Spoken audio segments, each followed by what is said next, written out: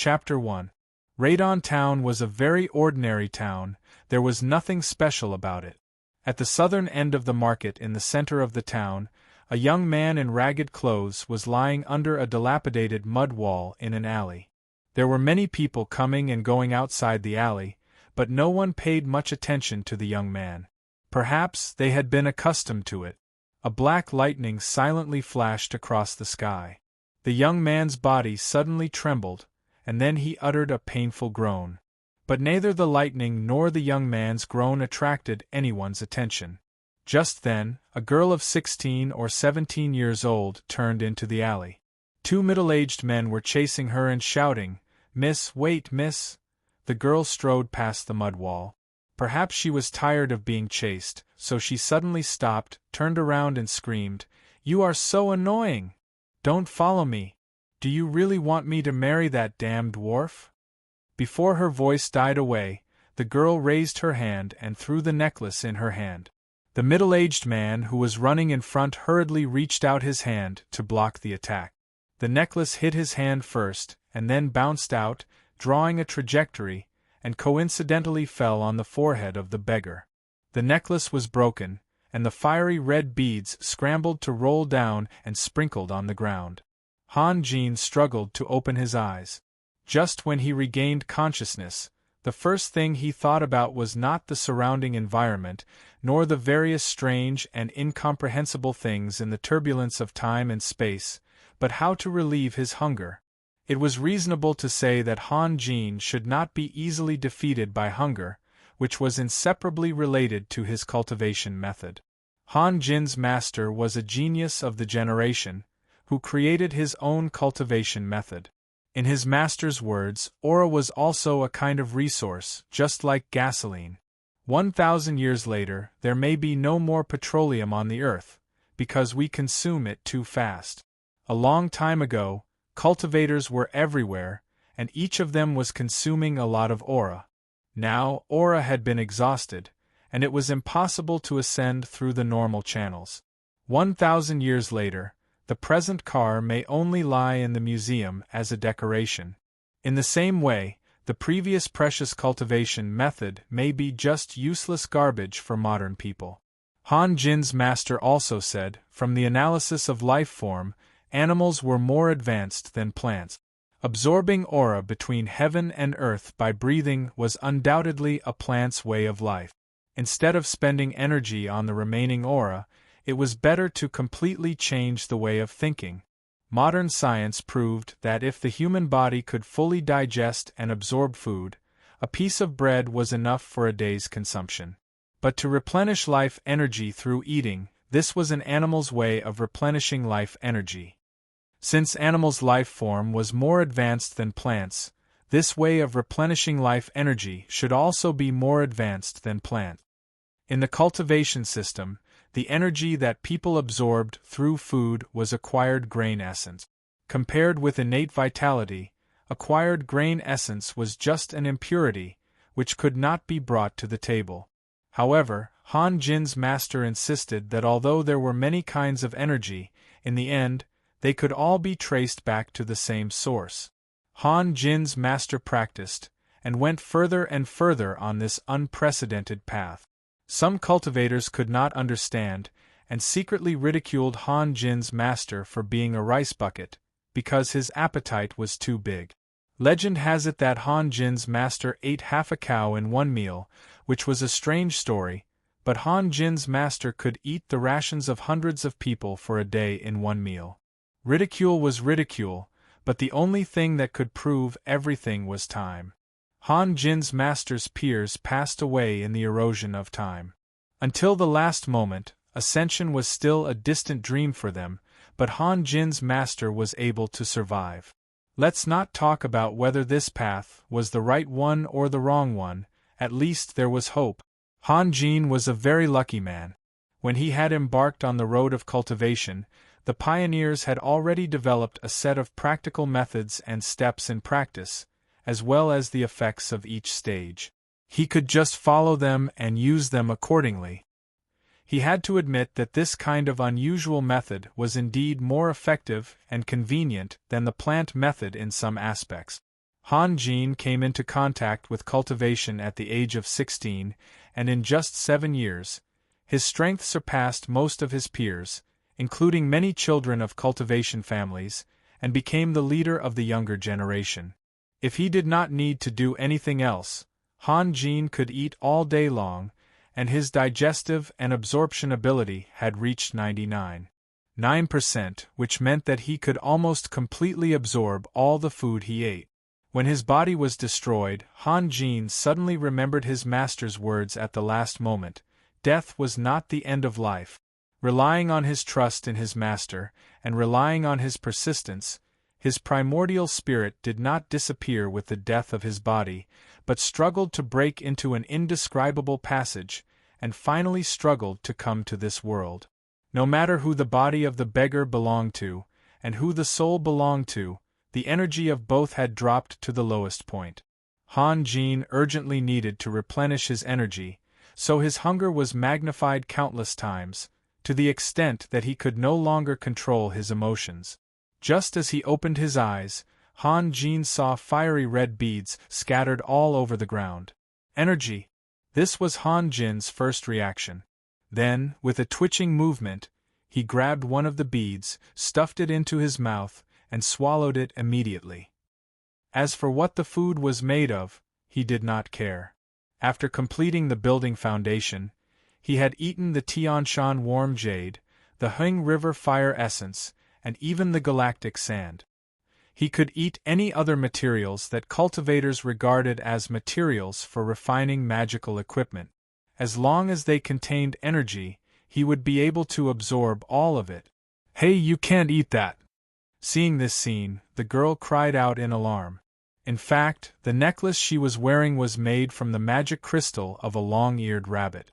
Although it was also a fire element magic crystal, the level of the long-eared rabbit was too low, and the fire element contained in the magic crystal was too little.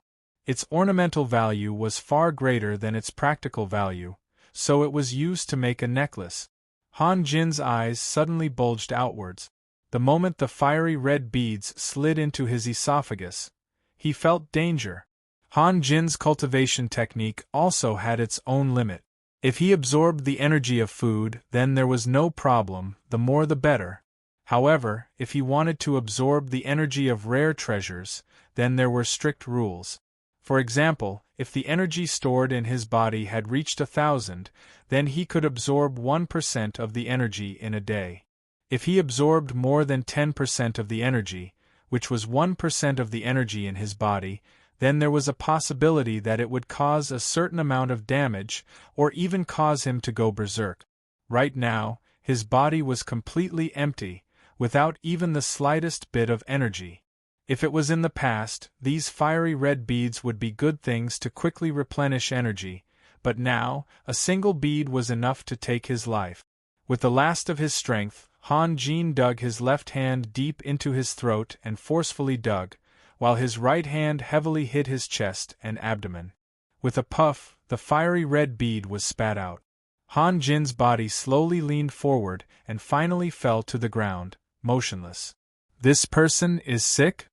the girl whispered as she patted her chest. A middle-aged man stretched out his hand to check Han Jin's breathing, and his face changed greatly. "Miss, quickly leave, this person is dead."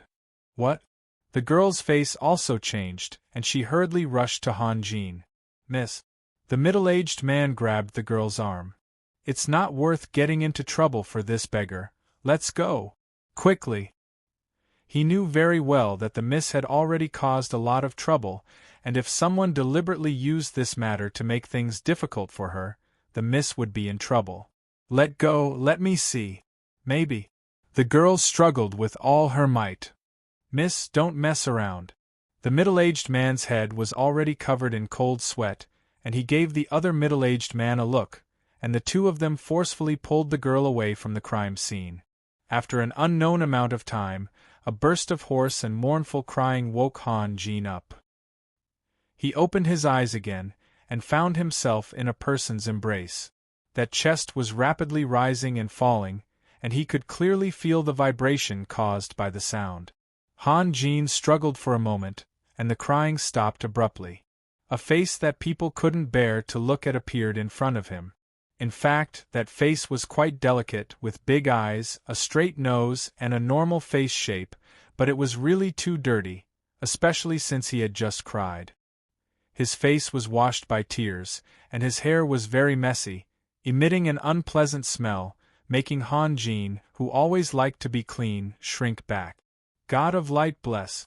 Young master, you're awake. That person let out a cry of joy, and tears once again rushed out of his eyes. Then he held a piece of bread with both hands and handed it to Han Jin's chest. Young master, I know you're starving, and it's all my fault for being so useless. It took me so long to buy something, please eat. At this moment, countless questions flashed through Han Jin's mind, but all of them added together were not as attractive as that piece of bread. Han Jin practically snatched the bread and stuffed it into his mouth. As he swallowed mouthful after mouthful, Han Jin felt an indescribable fullness. There was happiness, a happiness that made people tremble, a satisfaction that made people want to cry. He really didn't expect that hunger could make him like this. Thinking back to what he heard before, there were a few miners who were trapped underground for 5 to 6 days. After they were rescued, one of them who maintained his physical strength the best actually avoided the doctor's supervision and ate wildly, and in the end, he stuffed himself to death. Now he could completely understand what kind of tragedy that was. Although he had changed into a different body, Han Jin's cultivation method was still there. The bread he swallowed quickly turned into traces of energy, nourishing his body and spirit that was on the verge of collapse. Han Jin squinted his eyes in satisfaction, and the young man grinned widely. After a moment, Han Jin opened his eyes again. With the replenishment of energy, his mind became much more flexible. Looking at the young man in front of him, he asked tentatively, Stillberg? Young master, you called for me? What's wrong? Nothing. Han Jin coughed dryly. The information he received was not an illusion. The young man in front of him was his servant, and also the last property of a fallen noble. Do you still have bread? Ah? I know you're not full. Stillberg jumped up. Please wait, I'll go buy some now. Chapter 2. Not long after Stillberg left, Han Jin suddenly thought of those fiery red beads. He sat up and groped around for a moment before he found a red bead under his butt. The others were gone. Could they be with Stillberg? Han Jin thought for a moment. Using his right hand to support himself against the broken wall, he tentatively stood up little by little. Although he had completely digested and absorbed the energy in the bread, the energy was still too little. If he ate another 7 or 8 pieces of the same bread, the energy he had accumulated was just enough to form a basic unit of energy. In his previous world, the popularization of computers had created a digital world. But 90 years ago, his master had created a digital cultivation method. The most basic unit of energy was 1 yuan. Accumulating 10,000 yuan of energy was 1 jia. Accumulating 10,000 jia of energy was 1 xian. Accumulating 10,000 xian of energy was 1 tai. Accumulating 10,000 tai of energy was 1 tai. Accumulating 10,000 tai of energy would allow one to cultivate an indestructible golden body, just like his master. The most frightening thing about this cultivation method was that there was no bottleneck. As long as there was a sufficient source of energy, except for the beginning of the foundation, no matter if it was the first stage or the last stage, one could progress at the same speed. One could absorb 1,000th of the energy every day. The stronger one's energy was, the more energy one could absorb. Han Jin was originally a good boy who studied hard and made progress every day. He was able to embark on the path of cultivation because this cultivation method was very effective. At that time, Han Jin had only practiced for a few days, but he could clearly feel the energy he had accumulated. From then on, he was full of confidence for the future. What Han Jin didn't know was that his master had chosen him to inherit the mantle. It wasn't without reason. Han Jin's perception was very sharp. In the jargon, this was a special root of wisdom. If it were an ordinary person, they might not be able to feel the subtle changes. Although the energy absorbed was very little, but it was more than enough for him to walk a few steps. Han Jin moved his body a few times and walked in the direction of Stillberg. One was to know more about this completely strange world, the other was to ask about the whereabouts of those red beads. A red bead contained about 20 or 30 yuan of energy. Although he couldn't absorb the energy from it, but after several months, he could accumulate a certain amount of basic energy from ordinary food. Then he would be able to take the red beads. 1,000th was a conservative rule. 100th was the real danger line. At this moment, he couldn't afford to be overcautious. He had to restore his strength as soon as possible. Radon Town was not big. After walking for a short time, he saw the wheat field outside the town, but he still couldn't find Stillberg. Coincidentally, a burst of children's laughter attracted Han Jin's attention. He turned his head and saw a group of children were playing a horse riding game. Children riding a horse was dangerous, but the game they played was special because they were riding a human. His only servant, Stillberg, was crawling on the ground. There was a 13 or 14-year-old boy riding on his back. Several children were running in front of Stillberg, as if they were luring Stillberg with something. The boy was very fat, at least 150 kilograms, but Stillberg was thin. Every step he crawled seemed to be very difficult. The boy on his back was somewhat dissatisfied, constantly whipping Stillberg's ass with a branch. When the children ran in a different direction, Han Jin saw clearly that the thing they used to lure Stillberg was a piece of bread. At this moment, a memory came into Han Jin's mind. The name of this body was Raphael. Raphael's parents died too early. When he had to run the family business, he was only 15 years old. The naive boy didn't understand the difficulty of running a family business. His nature was lazy, so it only took him 3 years to lose the family business. Since he was young, Stillberg had always been with him.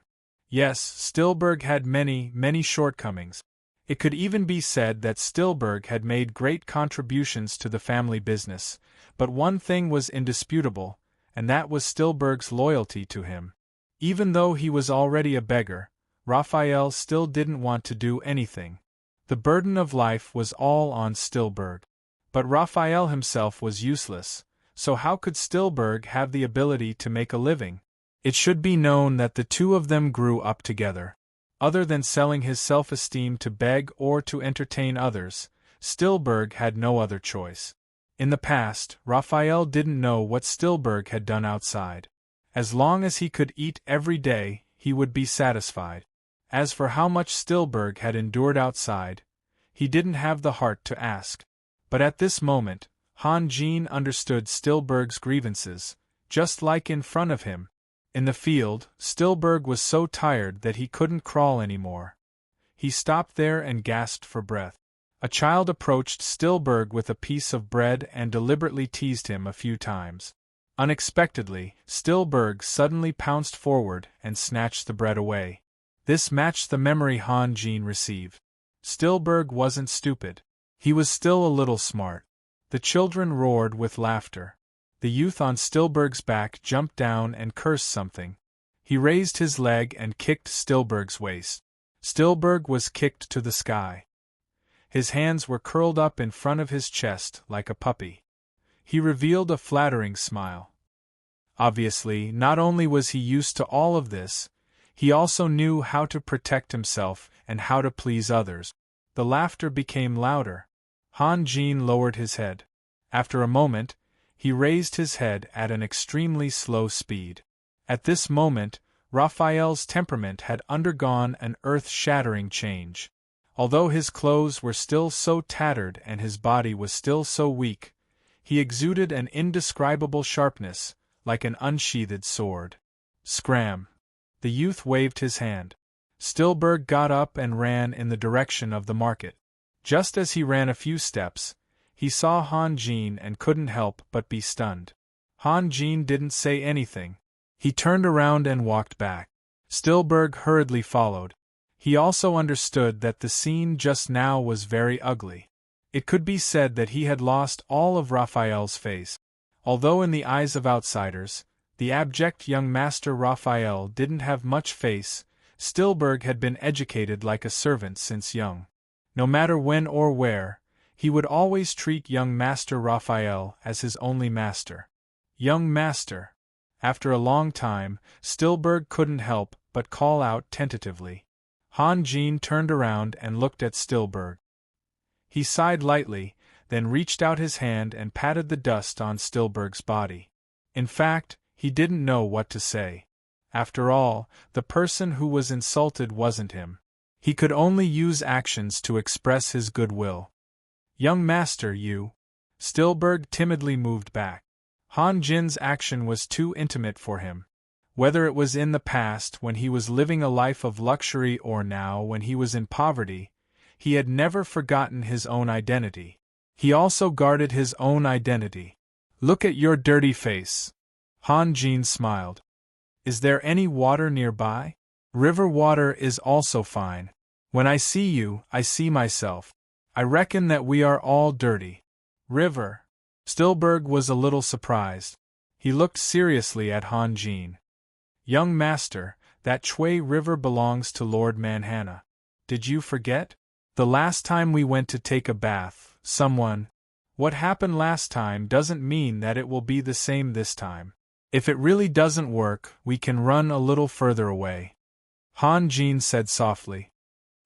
Stillberg responded. The two slowly walked back to the market and walked back to the broken wall. Han Jin sat down in his original position. Stillberg sat on the side with a smile.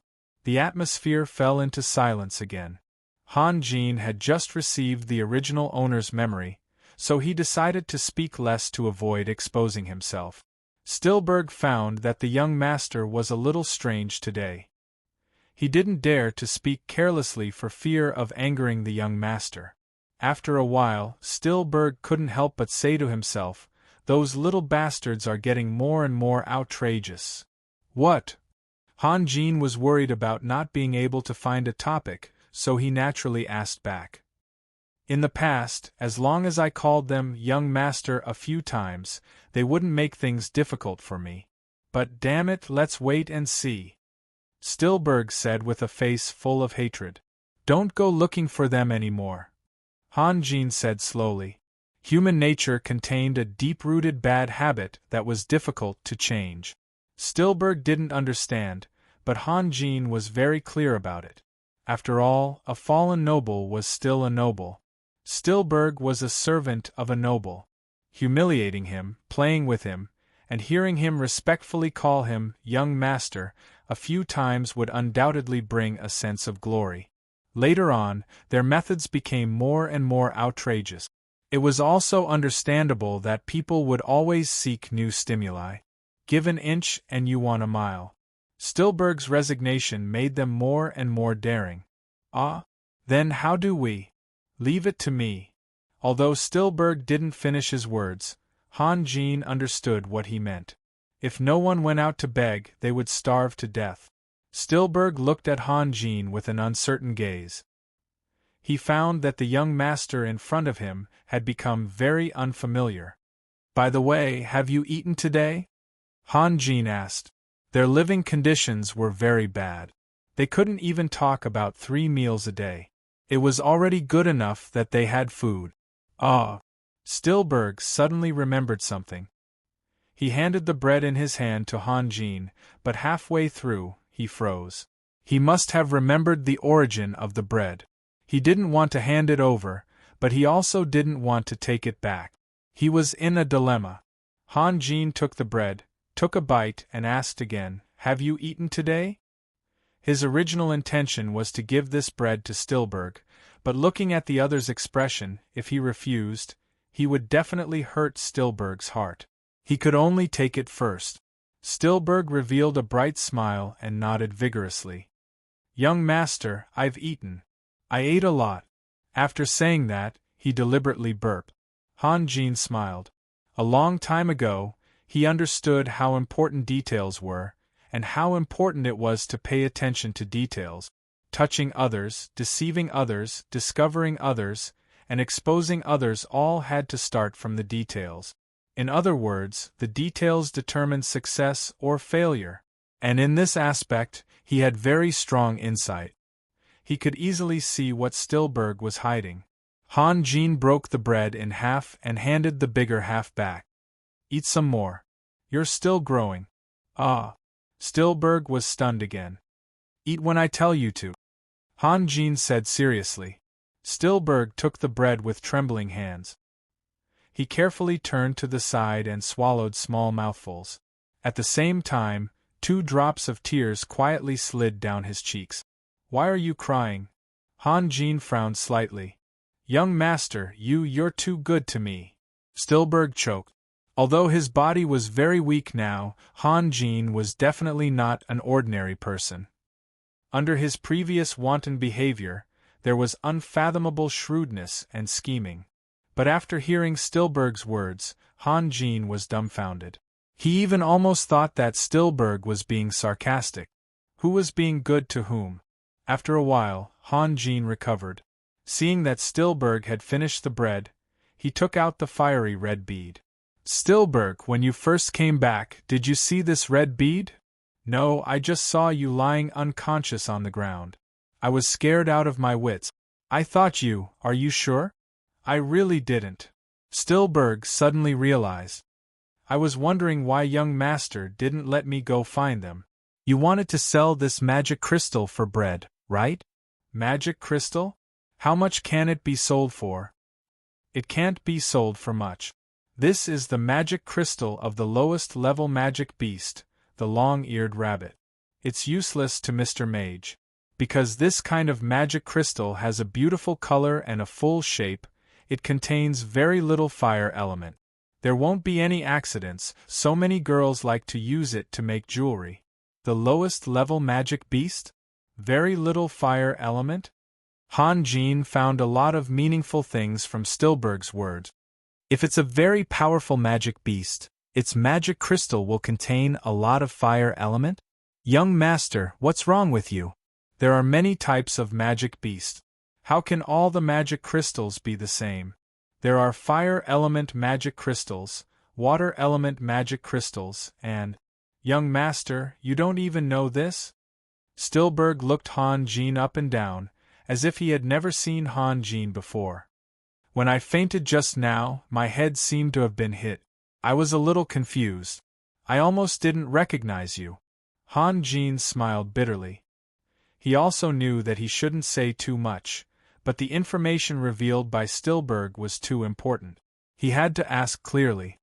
Young master, are you okay? Stillberg asked nervously. Maybe I'll be fine after a sleep. Han Jin shook his head. Go on. Stillberg began to talk. His knowledge was limited, so what he said was also limited. However, Han Jin's ability to understand was amazing. With Stillberg's explanation, this strange world became clearer and clearer. Then, what magic beast's magic crystal contains the most elements? Of course it's the magic crystal of a dragon. Stillberg laughed. Young master, don't think too much. Even if we sell the whole town, we still can't afford a dragon's magic crystal. Han Jin's hands were trembling slightly. Even the magic crystal of the lowest level magic beast, the long-eared rabbit, had dozens of yuan of energy to absorb. Then how much energy would a magic crystal of a high-level magic beast contain? What about a dragon's magic crystal? As for Stillberg's words about how scary a dragon was, Han Jin didn't care at all. When he was preparing to hunt a dragon's magic crystal, his basic energy should be hundreds or even thousands of times that of a dragon. This way, he could safely absorb energy. And energy was also a guarantee of strength. More than hundreds of times, what was there to worry about? Of course, all of this required a premise, the original accumulation of energy. He couldn't even absorb the magic crystal of a long-eared rabbit, let alone a magic beast. Go, sell this magic crystal, and then buy some bread back. Han Jin put the magic crystal in Stillberg's hand. He needed food now. The more food, the better. Chapter 3. The sky was getting dark, but Stillberg had not come back. Han Jin felt that he should not waste any more time, so he closed his eyes and began to meditate. But just as he began to meditate, a burst of noises came from afar and rushed towards his direction. Han Jin had to open his eyes. There were about a dozen men in front of him, and each of them was wearing a long sword at their waist. Their leather armor was very rough. It looked like they had dug a hole in it and put it over their head. Inferring from this, the long sword at their waist should be the same kind of goods. But these people were obviously a group, and they were carrying weapons. Law enforcement team? Underworld? Han Jin slowly stood up by holding the broken wall. He knew that the target was himself. The leader was a middle-aged man in his 40s, with a dark face and a strong body. Behind him, two men were dragging a man covered with blood stains. As if feeling Han Jin's gaze, the dragged man groaned and struggled to raise his head. Han Jin's eyelids suddenly twitched. Stillberg. In the received memory, Stillberg's character was very dirty. Of course, Raphael was not much better. The reason why the mayor of Radon Town, Manhanna, was against them was that Stillberg climbed the wall in the middle of the night to peep at the little girl. As a result, he was caught red-handed and was almost beaten to death. Did Stillberg get into trouble again? Han Jin could not help but frown. Ha, young Master Raphael, long time no see. The middle-aged man shouted. Although the middle-aged man's tone was very normal, and his expression was also very decent, but Han Jin could clearly feel a strong contempt. What's going on? Han Jin asked. You can't blame me, young Master Raphael, this trash dared to steal. The middle-aged man grabbed Stillberg's hair, and dragged Stillberg very rudely. Ha ha, I don't know what this guy was thinking, stealing is not a big deal, but he even took out the stolen magic crystal to sell, and then… Oh, young Master Raphael, this guy said that you gave him the magic crystal? Tell me, is it true or not? The middle-aged man deliberately approached Han Jin, with his eyes wide open, with an aggressive look, as if he wanted to catch Han Jin and interrogate him. Han Jin was silent. He was not afraid of trouble, but the received memory was too complicated. He needed to sort it out before making a decision. I see. That middle-aged man saw that he had firmly suppressed Han Jin in terms of aura and said with a fake smile, "This guy must be randomly biting people. How can such a righteous person like young Master Raphael be in cahoots with a thief?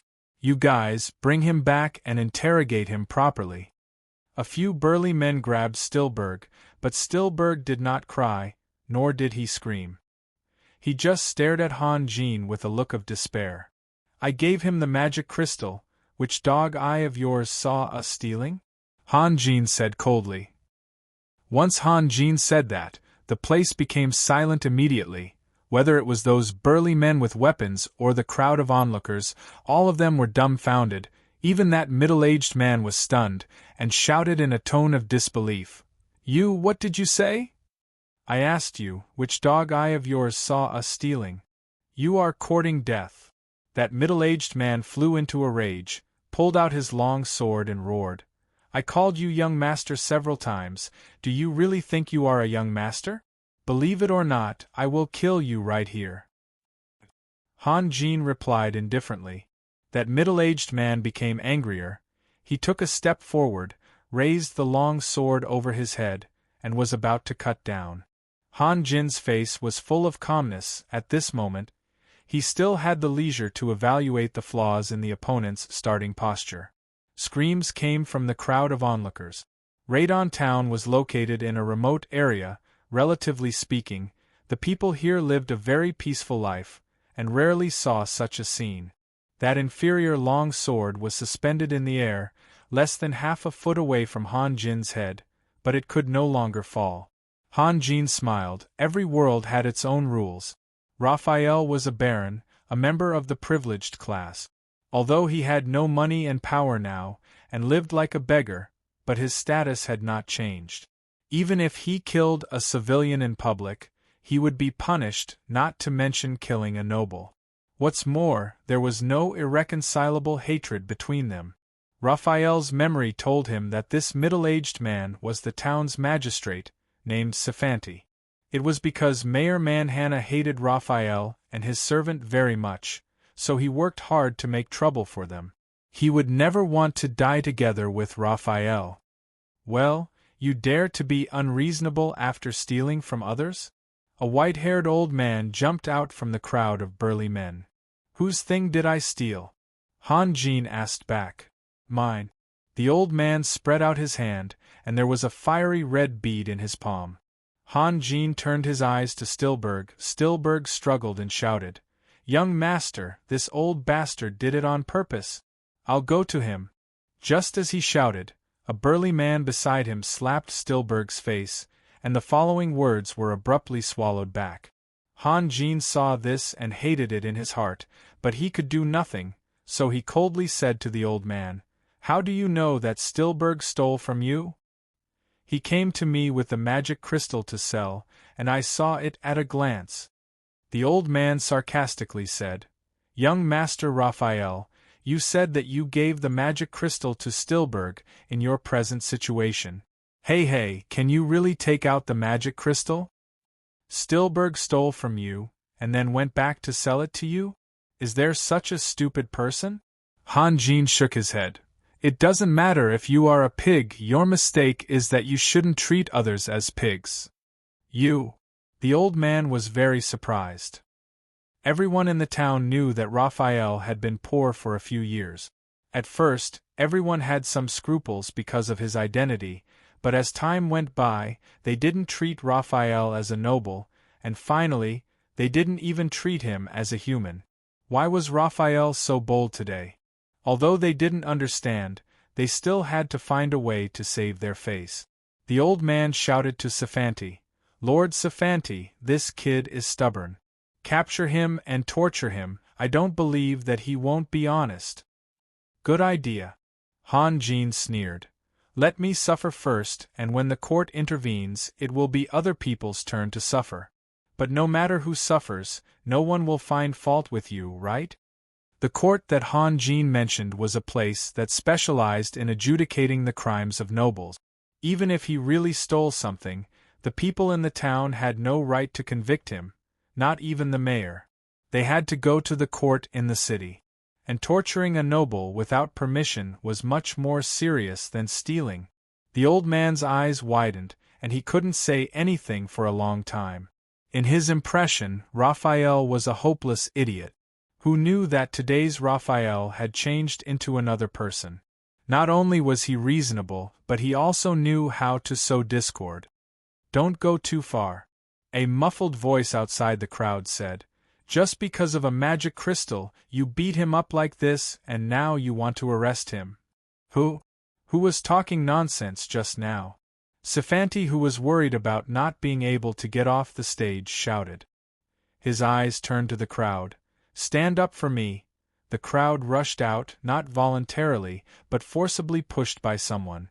A man who was as strong as a mountain slowly walked in. He was taller than everyone present, and on his shoulder was a frightening giant sword. What was more surprising was that the giant sword didn't have a scabbard, and was just casually tied with a few circles of straw rope. Most of the blade was exposed, and there were still black traces on the blade. Only God knew if that was human blood or not. Although he walked very slowly, his aura was suffocating. Sephanti suddenly shut his mouth, because he didn't dare to shout anymore. You are a mercenary?" The old man smiled. "Nonsense, didn't you see the badge?" The big man said angrily. May I ask which mercenary group are you from? Do you want to make friends with me, or do you want to take revenge on me in the future?" The burly man suddenly grabbed the old man's hand. The old man cried out in pain as the magic crystal in his hand rolled to the ground. Then, the burly man threw the magic crystal forcefully. The old man staggered back 7 or 8 steps and fell to the ground with a plop. The burly man bent down and picked up the magic crystal. Wasn't this daylight robbery? However, the surrounding people were silent, including Sephanti, who was in charge of security, who kept quiet out of fear. Mercenaries, warriors who could be hired, lived on the edge of life and death all year round, and most people in this line of work were not to be trifled with. Mercenaries were limited. If they couldn't survive in one place, they could just change places, but ordinary people couldn't. "What are you looking at?" the big man said coldly. "This magic crystal is not mine, nor is it yours." After that, the big man inserted the giant's sword into the ground, and his right hand reached for his waist. There were more than 10 red beads in his palm, which were exactly the same as the magic crystal in his left hand. "Understand? These magic crystals belong to my employer," the big man said in a sarcastic tone. "As for these 2 people, I promise they didn't steal. Now, do you have any questions? If not, you can get lost." When Sheriff Sephanti heard that the other party had been hired by the people of the town, his courage was boosted. He wanted to say something official, but who knew that the other party's tone was getting more and more arrogant and disrespectful. Sheriff Sephanti's expression kept changing, and in the end, his cowardly side prevailed. He waved his hand and left with his people in disgrace. A group of ignorant country bumpkins. The big man spat and strode out of the field. He acted bravely just because of sympathy and because he knew the origin of the magic crystal under certain conditions. In fact, in his eyes, the master and servant who were like beggars were worse than those country bumpkins. He was not in the mood to talk to Han Jin at all. Chapter 4. Soaking in the cool river water, Han Jin had a very comfortable feeling. Although the flowing river water would take away some of the heat and cause unnecessary loss, his body was too dirty. Moreover, today was the day he was reborn. Washing away the old dirt was symbolic. Stillberg didn't come down. He sat by the river and stared at the flowing river water, lost in thought. "What are you thinking about?" Han Jin asked curiously. After going through these things, he already regarded Stillberg as his friend. "Young master, the mercenaries are too impressive." Stillberg's eyes were full of admiration. "That guy Sephanti usually bullies people everywhere, but in front of them, he doesn't even dare to fart tsk. After a moment Stillberg added, "Young master, when can we be as impressive as him?" "In the future, we won't be bullied by anyone," Han Jin said slowly. Stillberg replied, but his tone was very reluctant. Obviously, he didn't believe Han Jin's promise. He couldn't be blamed. The current Han Jin was a fallen noble who couldn't even solve the problem of food and clothing. If it was anyone else, they wouldn't believe Han Jin's words. "You also come down and wash up." Han Jin smiled and changed the topic. "Okay." Stillberg stood up and took off his clothes. He went around to Han Jin's downstream and jumped into the river with a strange cry. However, he quickly struggled to climb ashore. "What's wrong?" Han Jin asked. "Pain," Stillberg said with a grimace. In the evening, he was beaten up and there were many bruises on his body. When the river water hit him, the pain was unbearable. "Bear with it," Han Jin said softly. "You must wash up. We can't be like before." "Young master, I know." Stillberg said that he knew, but in fact, he was a little confused. What did bathing have to do with not being able to laze around like before? Han Jin had been soaking in the river for several hours. Stillberg, who had entered the water after him, had already finished bathing. When he came ashore, Stillberg was squatting by the bonfire, concentrating on something. "What is that?" Han Jin smelled a faint fragrance, and his spirit was immediately lifted. "It's cassava, young master." Stillberg smiled and said, "Didn't you ask me to go to the town to get some clothes? On my way back, I dug up a few pieces of cassava in Old Tom's field." Han Jin picked up the clothes that Stillberg fetched, shook them, and put them on. Looking at the roasted cassava, he couldn't help but swallow his saliva. Food was energy, and he needed energy too much. First of all, he had to transform and forge his body. The digestive and absorption capacity of this body was too low, and the energy utilization rate was less than 20%. Secondly, he had to prepare for the absorption of magic crystals in the future, and all these required energy as support. Young master, this is cooked. Stillberg picked up a piece of cassava with a wooden stick and sent it to Han Jin. Han Jin didn't hesitate. He quickly peeled off the outer layer of charred skin and ate it in a few bites. Then he ate the rest of the cassava by himself. Stillberg smiled happily. To put it nicely, this was affection. To put it bluntly, this was servility. He was happier to see Han Jin eat than to eat by himself. Is there more? Han Jin asked softly. Young master, are you not full? Stillberg hesitated for a moment and said, Shall I go and dig some more? Well, go ahead. It's best if you can dig more. Han Jin nodded. A few pieces of cassava didn't contain much energy, and the digestive and absorption capacity of the body was very poor. Now the energy accumulated was just a little more than 1 yuan, which was not enough to do anything. Okay. Stillberg jumped up and ran towards the upstream of the river. The cassava field that Stillberg mentioned should not be far from here. About half an hour later, Stillberg ran back excitedly. He threw the ragged clothes in his hands to the ground. There were more than 20 pieces of cassava wrapped in the clothes. Han Jin poured all the cassava into the bonfire, and used a branch to stir them for a while. He didn't care whether the cassava was cooked or not.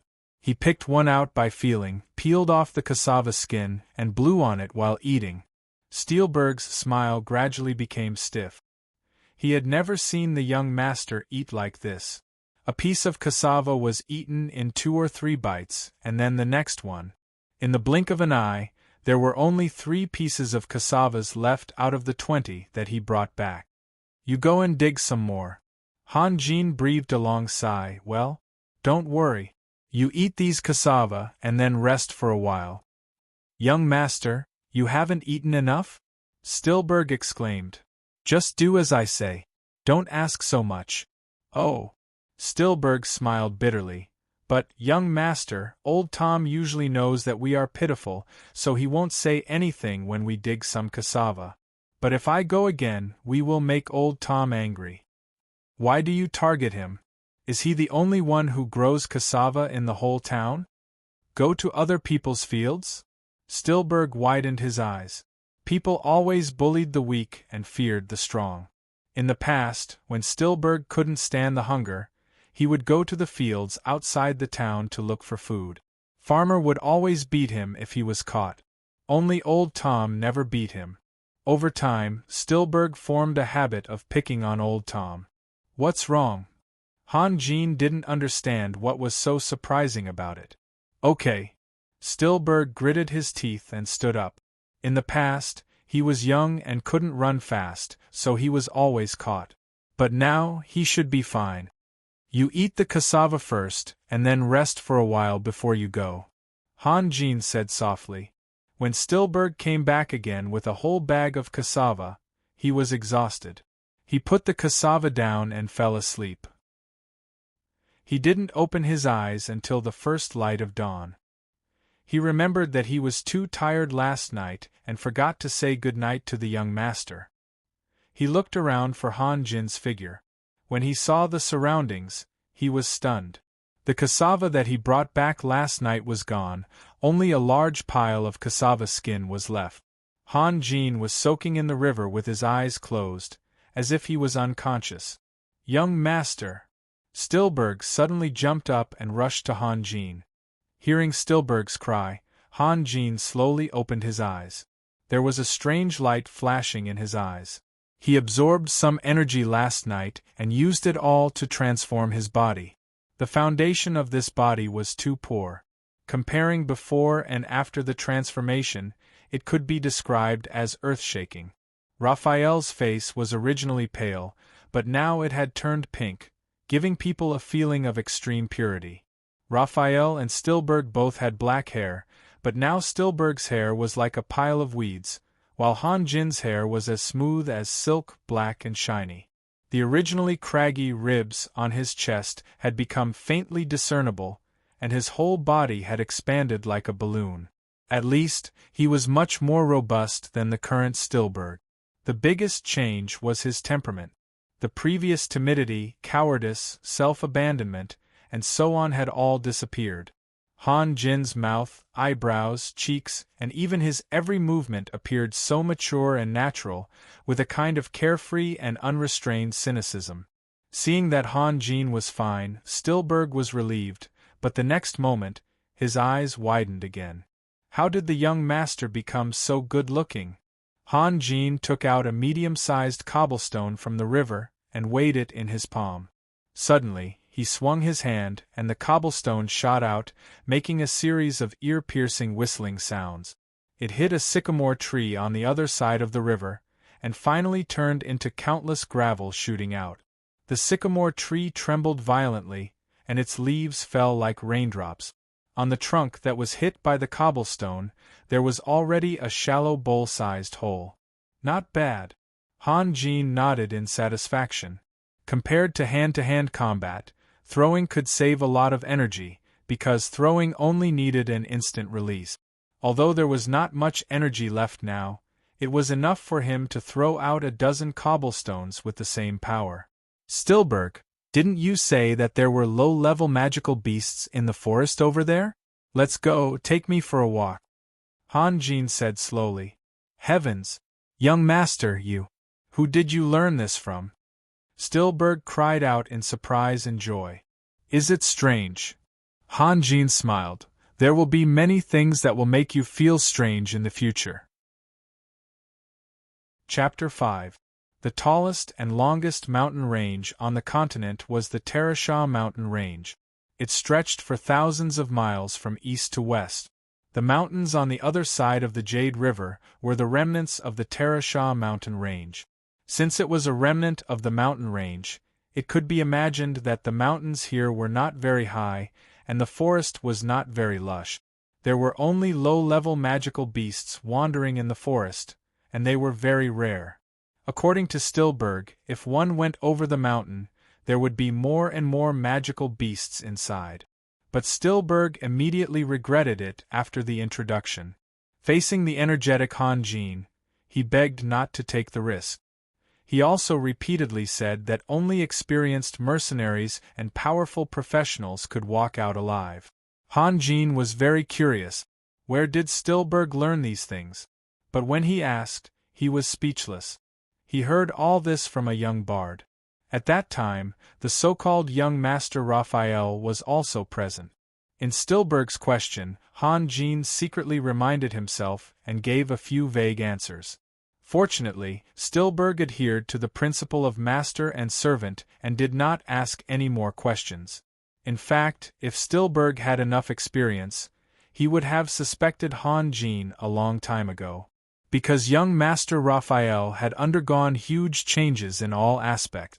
For example, young Master Raphael knew how to care for people. He often asked if he had eaten enough, if he had slept well, and when it was late at night, he would cover him with withered grass and even take off his clothes to cover him. In the past, Stillberg was responsible for the safety of the master and servant, so he was very alert when he slept. The slightest movement would wake him up from his dreams.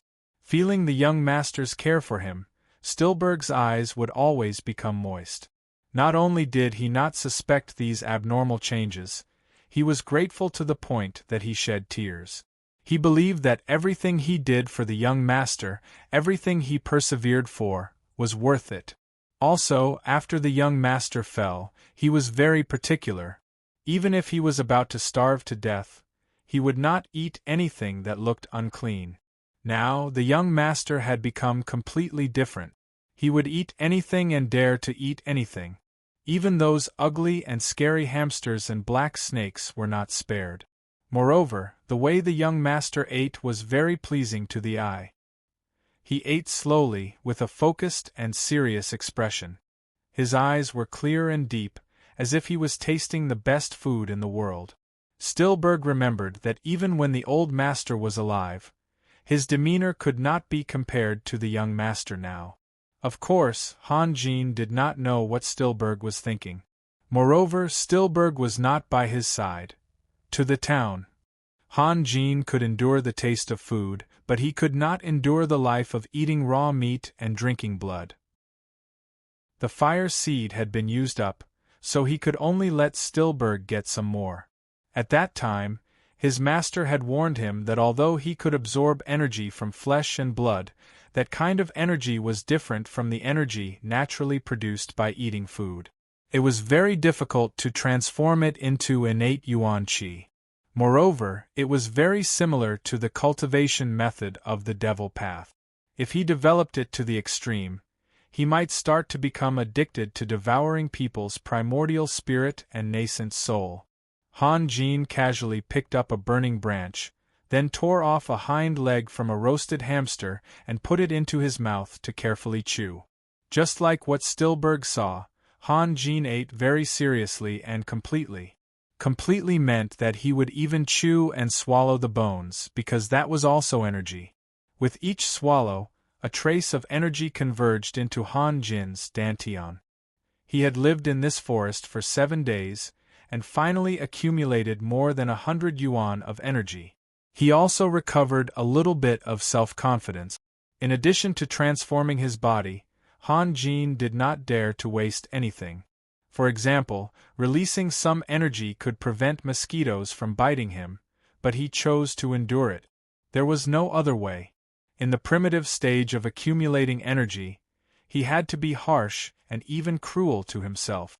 Now there were 2 problems that gave him a headache. One was the problem of magic crystals. He wanted to accumulate a certain amount of energy, then rely on hunting magical beasts and swallowing magic crystals to quickly enhance his strength, but now he found that there was a big gap between the cost and the price. To give a simple example, the magic crystal of a long-eared rabbit only contained 12 yuan of energy. If he sold it, he could buy hundreds of loaves of bread, and hundreds of loaves of bread provided far more energy than a magic crystal. There was another problem. After a few days of transformation, his digestive and absorption capacity had now reached 70%. If he continued to transform, the energy consumption would be much more than before. If he stopped the transformation, the 70% utilization rate would cause unnecessary waste, and the aftermath would be extremely troublesome. After all, he was desperately eating all day long. Only by increasing his digestive and absorption capacity to more than 95% could he say goodbye to that embarrassment. Moreover, Han Jin faintly felt that he was confused somewhere.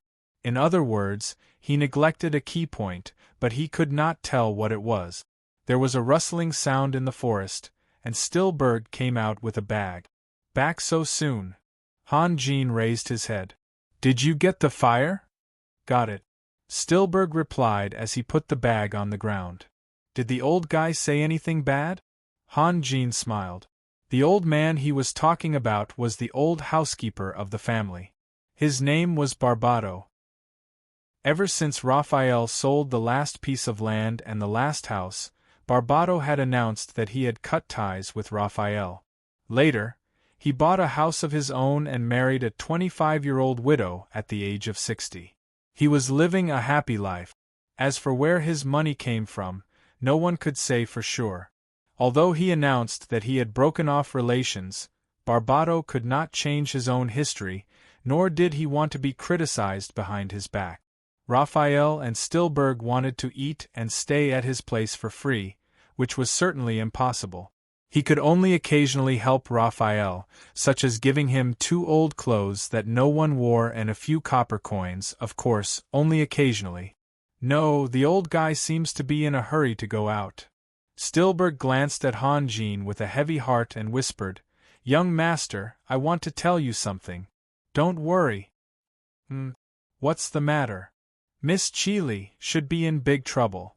Han Jin just wanted to ask who Chili was, but suddenly remembered the lesson of these days, and hurriedly changed his words and asked, "What trouble?" "Young master, do you remember the dwarf forging master hired by Miss Chili?" Stillberg said angrily. He actually proposed to Miss Chili. Damn it, who does he think he is? Han Jin carefully thought about it. Although the memory he received was very chaotic and incomplete, and there was certainly no Chi Li, but to make Stillberg so angry, it should have a deep relationship with him. He tentatively asked, and then, did Miss Chi Li say yes? But that guy opened a forging shop, just opposite Miss Chi Li's shop. Young master, don't you think it's a trap? Han Jin weighed for a moment, but really couldn't remember who Miss Chi Li was. He had to say with a bitter smile, Stillberg, tell me about Miss Chi Li. Young master, you even forgot about Miss Chi Li? Stillberg asked in surprise. I remember some, but not very clearly. Han Jin's words were full of contradictions. Young master, didn't you often tell me that if you could marry Miss Chi Li, you'd rather live 30 years less? How could you forget her? Stillberg shook his head and said, Miss Chi Li, she's a big shot. I heard that she's also very famous in the Holy Crown City. Holy Crown City. It's the territory of Lord Dismark and also our main city. Oh, I remember.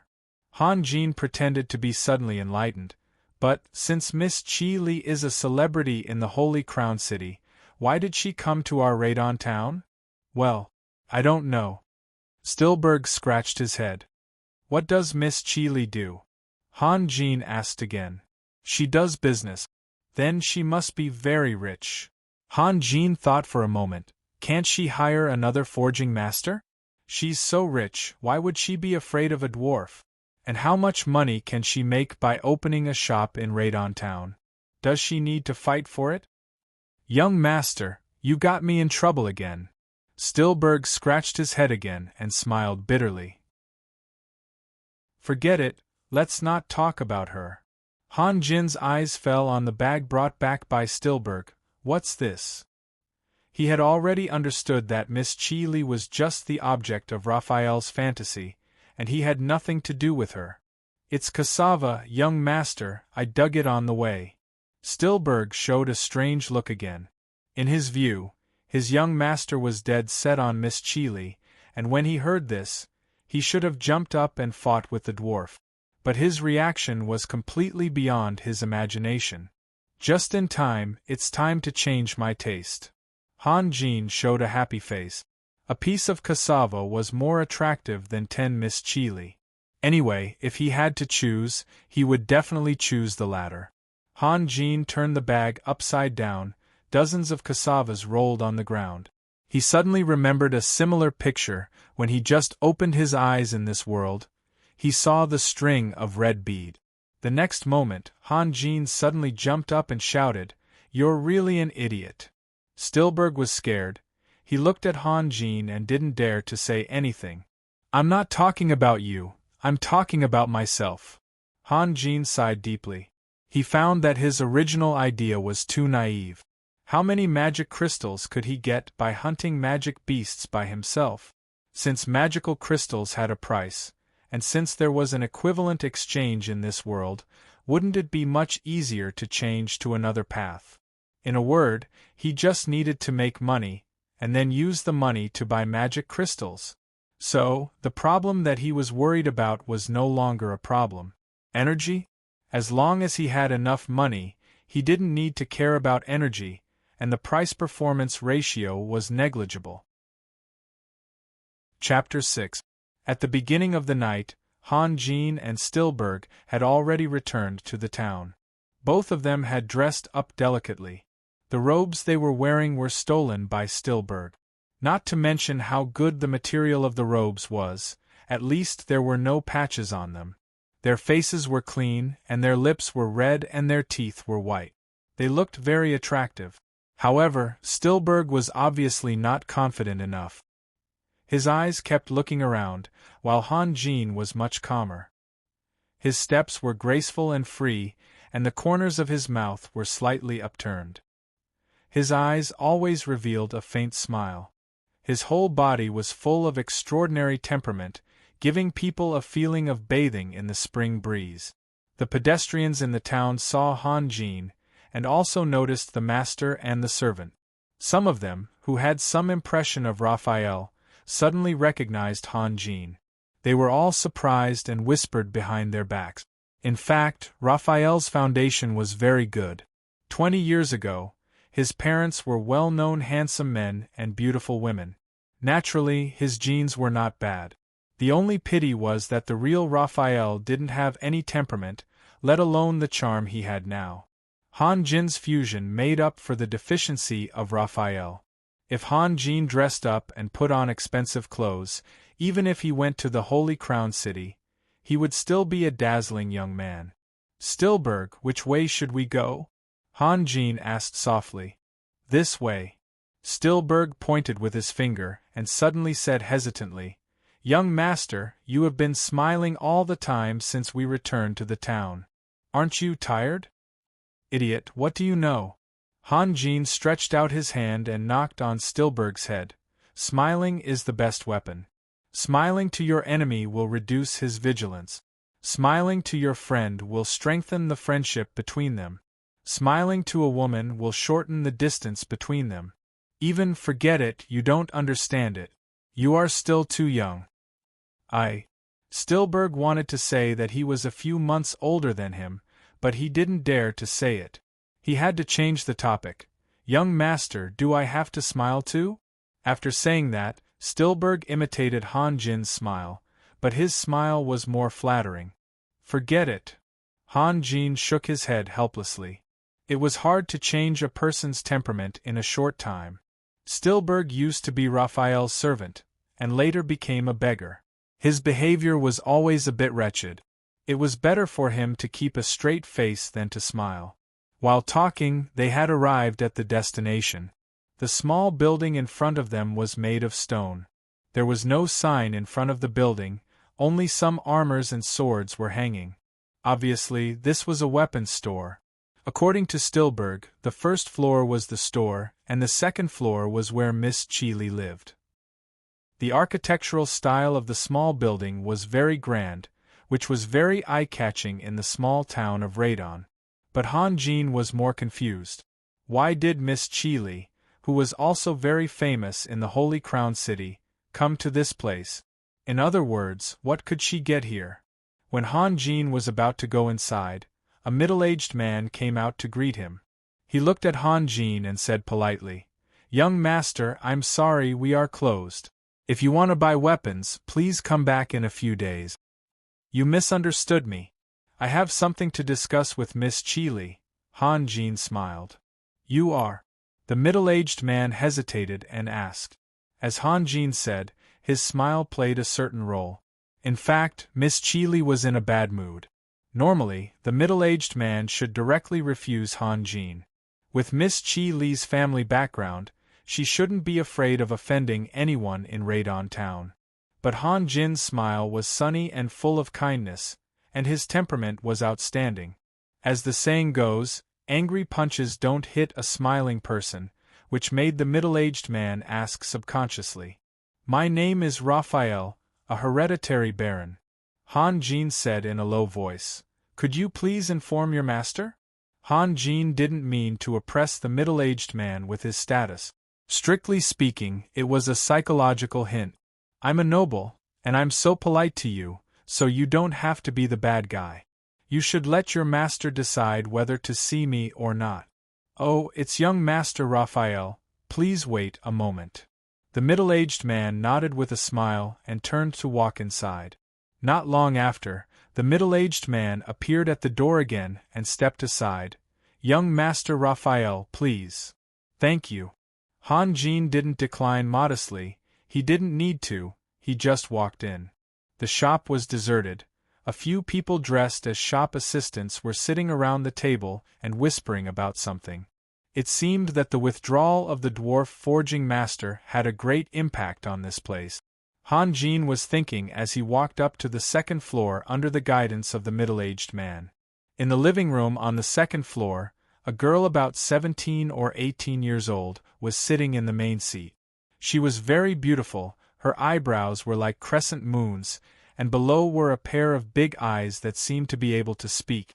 Her pupils were blue, as pure as the sky, her nose was straight and upturned, her lips were slightly thin, and the two small dimples on her cheeks were like the finishing touch, making the girl more lively.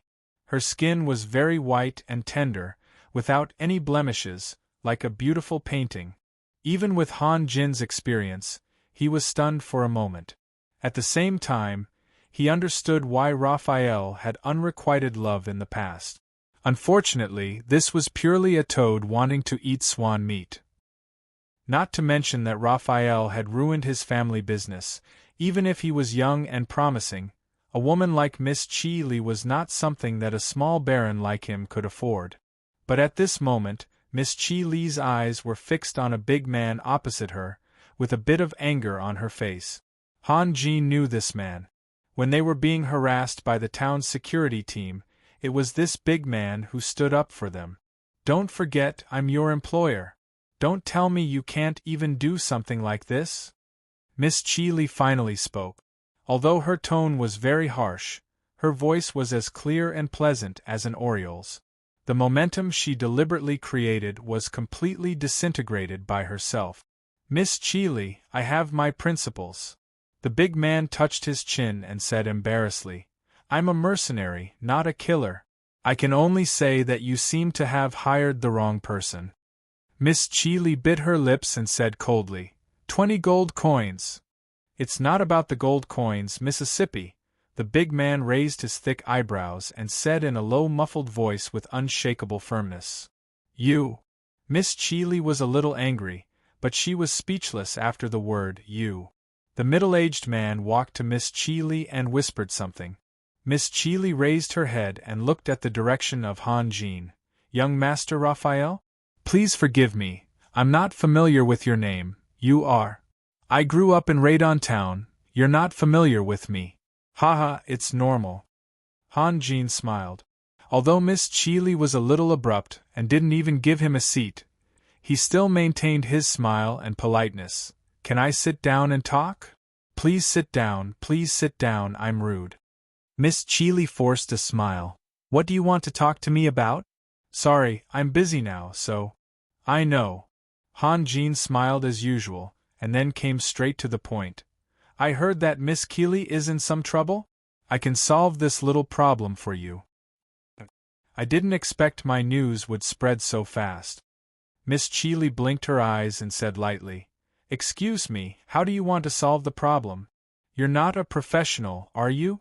I have the responsibility to tell you that Viller is not only a forging master, but also a high-grade combat dwarf. Violence can't solve all problems." Han Jin smiled. "I'm a little confused, then you mind?" Han Jin said softly, "Dwarfs usually don't have a good mind. I can think of a way in this regard." "Mind? That is to say, you haven't thought of a way yet?" Miss Chi Li showed a helpless smile, but an old man sitting beside her simply sneered.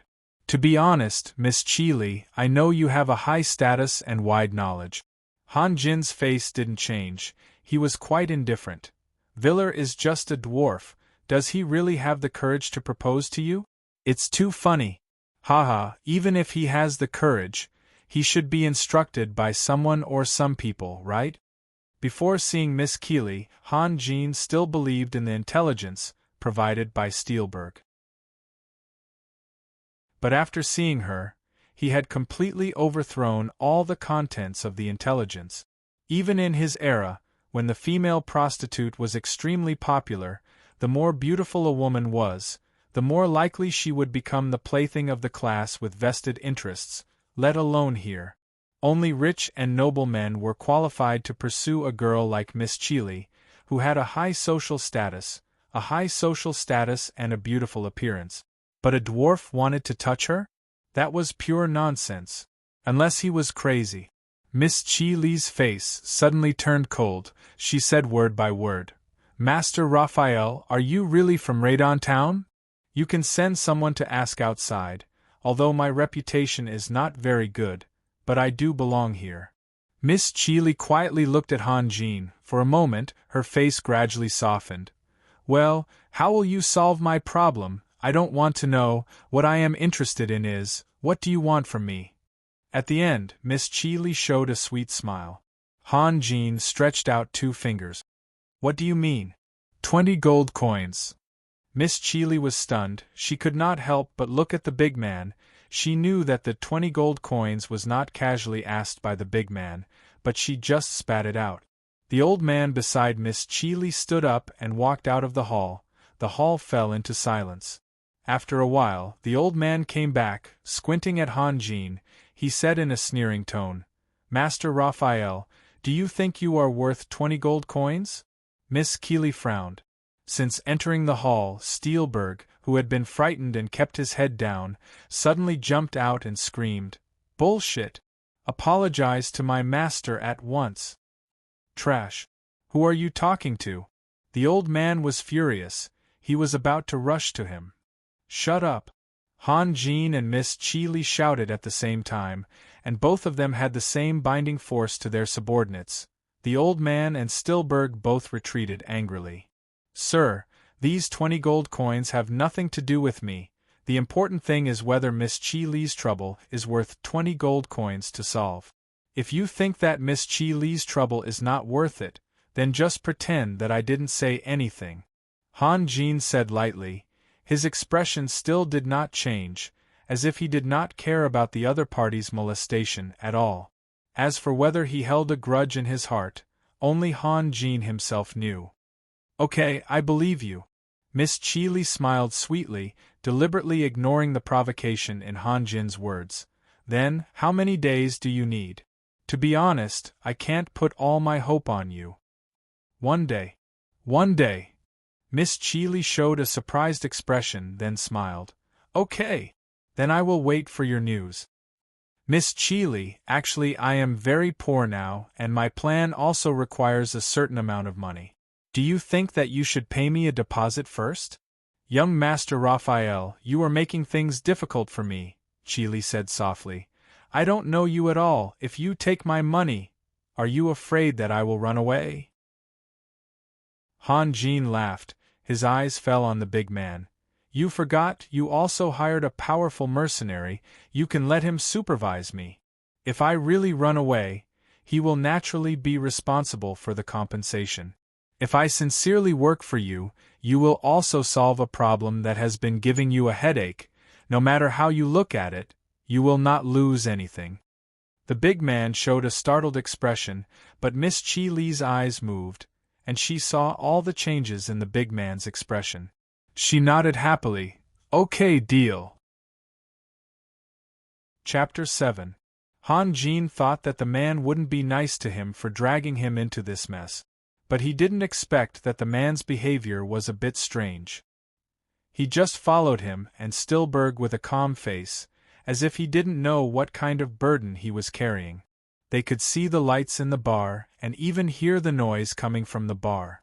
Han Jin stopped, turned around and reached out his hand to the man. "Let me introduce myself. I'm Raphael, an incompetent hereditary baron who lost his family fortune." It was the first time for the man to hear such a self-deprecating self-introduction. He was a little surprised, but then he also reached out his hand. "I'm Morrison's, a senior swordsman." "Oh my God!" Steelberg's eyes widened. His memory wasn't confused, so he clearly remembered what a senior swordsman meant. The lowest level of professions was the warrior, which was divided into high and low levels, followed by the warrior. After becoming a senior warrior, one would have to choose whether to become a swordsman or a knight. A senior swordsman would be a fighter, and a fighter was definitely a senior profession. If the professions were divided into 10 levels, a senior swordsman belonged to the 6th level.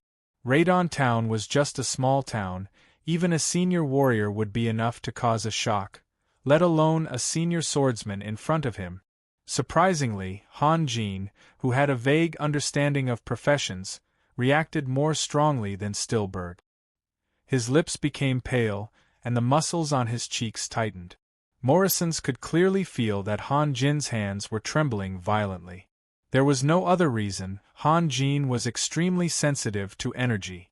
When he held Morrison's hands, he quickly sensed the explosive energy contained in his body. That kind of energy was so huge that it had already broken through the basic unit of yuan.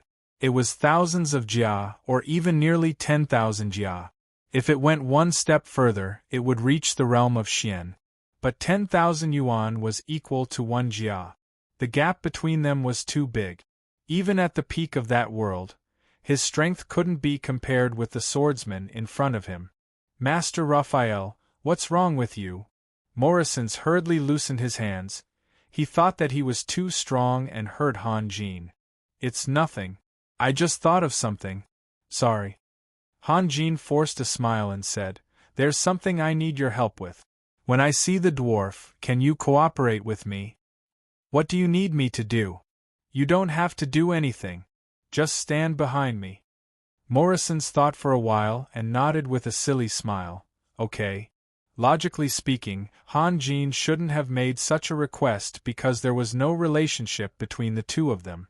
The reason why Morrison's agreed was because of Han Jin's appearance, temperament, tone, and smile. Although not everyone liked him, at least no one could dislike him. Walking into the bar, Han Jin found there were only a few customers, which was normal since Radon Town was just a small town. At first glance, Han Jin saw a stout guy with a height of over 1 meter sitting in front of the bar. He was talking loudly, while the bargirl opposite him was listening to him carefully with a flattering smile. Han Jin walked slowly to the dwarf and stood beside him. He said in a low voice, Sorry to disturb you. Are you Master Viller?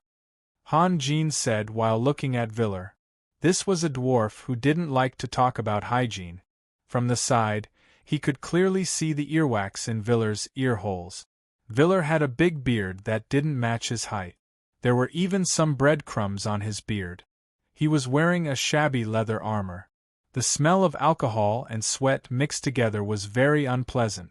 The man's boots were even more worn out than his leather armor. One of his shoes had a broken toe, revealing his dirty toes. Han Jin knew that the feasibility of the plan had been greatly improved. Before leaving, he asked Miss Chi about Viller's situation.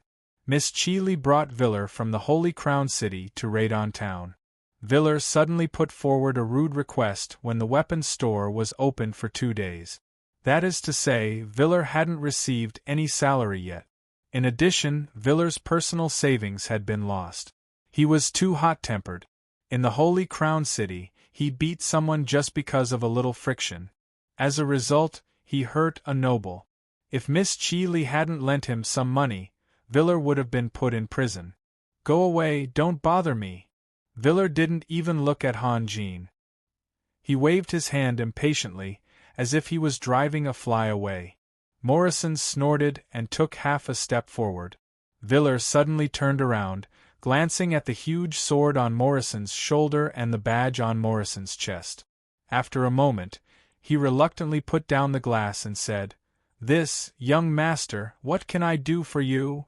I need you to make a set of armor for me. It's urgent. As for the price, I won't treat you badly. Han Jin said lightly. The glass in Viller's hand had been empty for a long time, but he didn't put it down for a long time, which meant that he still wanted to drink. All these characteristics showed that Viller was now in a very difficult situation. Of course, the person who manipulated him behind the scenes also gave him some money. Otherwise, Viller wouldn't have the money to open the store. But the money was not a lot. After renting the store, plus the expenses of eating and drinking these days, the money should be almost used up. I don't have time. Go find someone else. Viller flatly refused. I only want the most common set of armor, 5 gold coins. An ordinary set of armor was worth at most 1 or 2 gold coins. The price Han Jin offered was already very high. Didn't you hear me? I said, I don't have time. Viller slammed the table and shouted. Viller just saw that the big mercenary was not easy to deal with, so he had no choice but to say a few perfunctory words to Han Jin. Seeing that Han Jin didn't let go, he couldn't control his temper. 10 gold coins, I can't go any higher. Han Jin smiled. I have no other choice. I must get the set of armor I want before dawn, so I gave you a price that will absolutely satisfy you. I hope you can satisfy me too. Han Jin's words had a hint of threat, but his wording was very accurate to avoid making people feel disgusted. Wow! 10 gold coins! The barmaid in the bar let out a low sigh. Viller looked at the barmaid and then looked at Han Jin. With his personal temper, he didn't want to do anything but drink. But the price offered by the other side was really tempting. Viller showed a hesitant look. I don't know why you are still hesitating. Han Jin's face was full of friendliness. I heard that you are a qualified forging master. You can earn 10 gold coins in one night or even half a night. If you were in the Holy Crown City, it would be the price of a magic set of armor. Viller touched his beard for a long time, then jumped down from the chair and said in a muffled voice, Come with me. Han Jin smiled and slowly followed Viller. The barmaid in the bar suddenly shouted, Hey! Mr. Viller, you haven't paid for the drinks. What are you shouting for? Are you afraid that I won't pay? Viller was so angry that his beard stood up. He turned around and roared. His roar was so loud that even the bottles on the liquor cabinet shook. After roaring, Viller's eyes glanced at Han Jin. His meaning was obvious. I just found a big business, do I still need to worry about money? Han Jin suddenly remembered that Miss Chi Li had introduced Viller as a high-grade combat dwarf. It seemed that although his strength was not as good as Morrison's, it was not much worse. Because the guests in the bar, including the 2 barmaids, seemed to be very afraid of Viller. The 4 of them crossed half of the town and returned to Miss Chi Li's shop. It was late, and Miss Chi Li's shop had already been closed. Viller stared at the lights on the 2nd floor. Han Jin didn't urge him, but quietly observed every change of Viller's. This was his professional habit. He always liked to look on indifferently. After a while, Viller took out a key and went to an ordinary house opposite the small building. He opened the door with the key and went straight in. The outside house was very empty. A table was placed in the corner, but there was no matching chair. Viller pushed open the door of the inner room. Han Jin also wanted to follow in. Who knew that Viller stared at the door and blocked the door? Don't you know the rules? What do you want to do? Han Jin was stunned and smiled. You misunderstood me, I just want to explain. Explain what? The armor I need is slightly different from the ordinary armor. Han Jin gestured on his chest and arms with his hands. The chest can't be blocked, the left arm can be forged as normal, but the right arm should be exposed, and the back, Han Jin explained a lot, and Viller's eyes were getting bigger and bigger. Finally, he could not help but interrupt Han Jin. What do you want such armor for? You don't have to worry about that, Han Jin said lightly. Otherwise, I can go to the opposite side and buy it casually. Why should I spend money to ask you to forge it for me?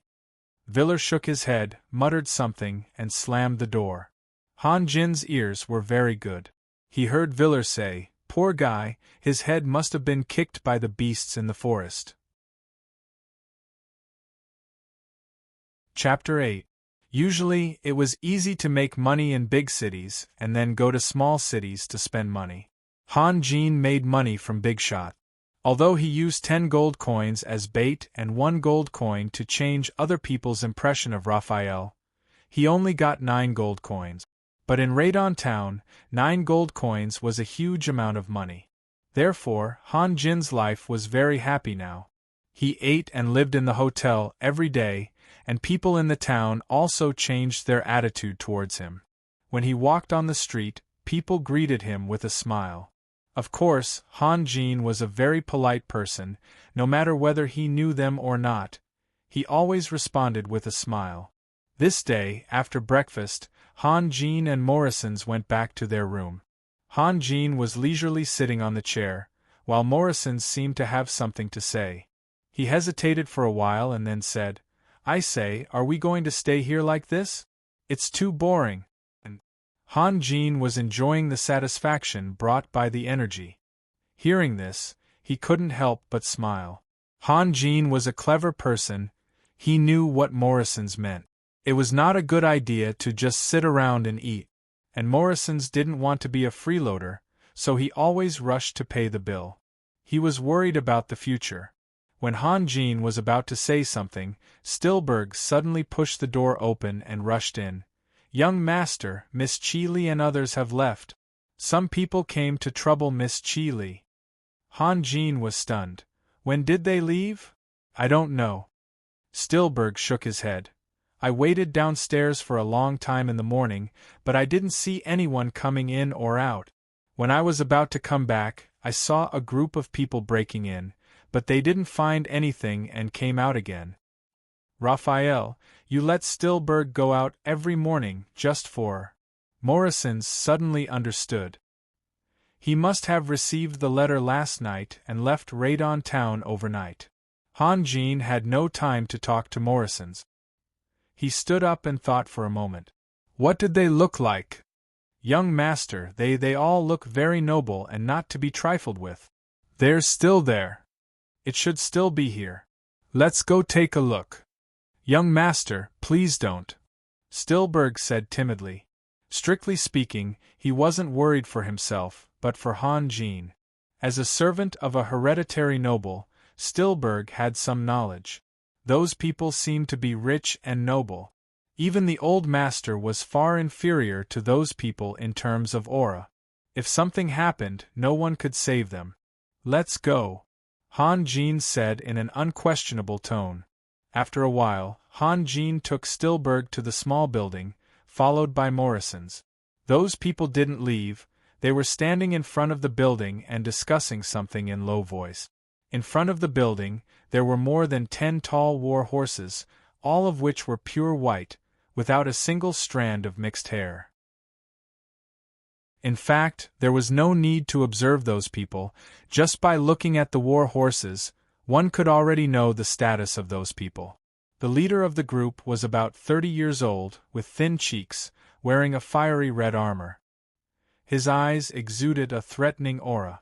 Manhanna, the mayor of Radon Town, stood beside him, nodding and bowing with a flattering smile on his face. "Raphael, there are 4 senior knight among them. We can't afford to offend them." Morrison said word by word. "And that guy in red, I can't see his strength at all. Do you know what this means?" "I already know." Han Jin laughed. Compared with Morrison's, Han Jin looked much calmer. In fact, he had already prepared himself before coming here. How could a small baron dare to offend someone who could force Miss Chi Li, a celebrity in the Holy Crown City, into such a situation? "You already know? Aren't you going to fight? Then what are we doing here?" Morrison's was stunned. He thought that Han Jin liked Miss Chi Li secretly, so he wanted to teach those people a lesson and stop them from pestering Miss Chi Li. Morrison's came here to help, but unfortunately, his courage disappeared at once at the sight of Roland. "Who said I'm going to fight? I told you, violence can't solve everything." Han Jin pointed at his head. "Some brain, understand." Morrison's rolled his eyes. At this time, the man in the red robe also noticed Han Jin and whispered something to Manhanna. Then Manhanna's eyes also fell on Han Jin, and he started to explain. A trace of contempt flashed through the eyes of the man in the red robe, and he didn't look at Han Jin again. 2 knight galloped from the other end of the street and rushed to the front of the small building in the blink of an eye. They reined their horses together, and their movements were uniform as if they had practiced it thousands of times. One of the knight whispered, "Sir, we found some clues in the west of the town." "Get on the horses," the man in red shouted. After a while, the group of uninvited guests gradually disappeared in the distance. Mayor Manhanna showed a sinister smile and waved his hand. Several members of the security team came forward and put a seal on the door of the shop. Then Manhanna hesitated and slowly walked to Han Jin. "Good morning, young Master Raphael." "Mayor Manhanna, long time no see. You are getting younger and younger." Han Jin casually said, "By the way, who are those people?" "Ho ho. They are all big shots in the Holy Crown City. They are real nobles." Manhanna deliberately put on a very mysterious look. Han Jin nodded. He could hear the sarcasm in Manhanna's words. If they were real nobles, then who was the fake one? Undoubtedly, it was Han Jin. but he didn't intend to fight back. Now was not the time to fall out with Manhana. "Young Master Raphael, I have something to do, so I can't chat with you." Manhana smiled. Han Jin smiled and nodded again. When Manhana walked away, he asked softly, "Stilberg, is this guy always so sarcastic?" "That's right. He's not a good person. Master used to look down on him when he was alive." "Look down on him?" Han Jin noticed something. "Aren't you afraid that guy will do something bad in secret?" "How dare he?"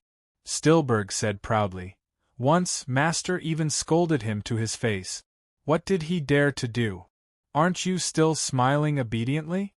Han Jin sighed.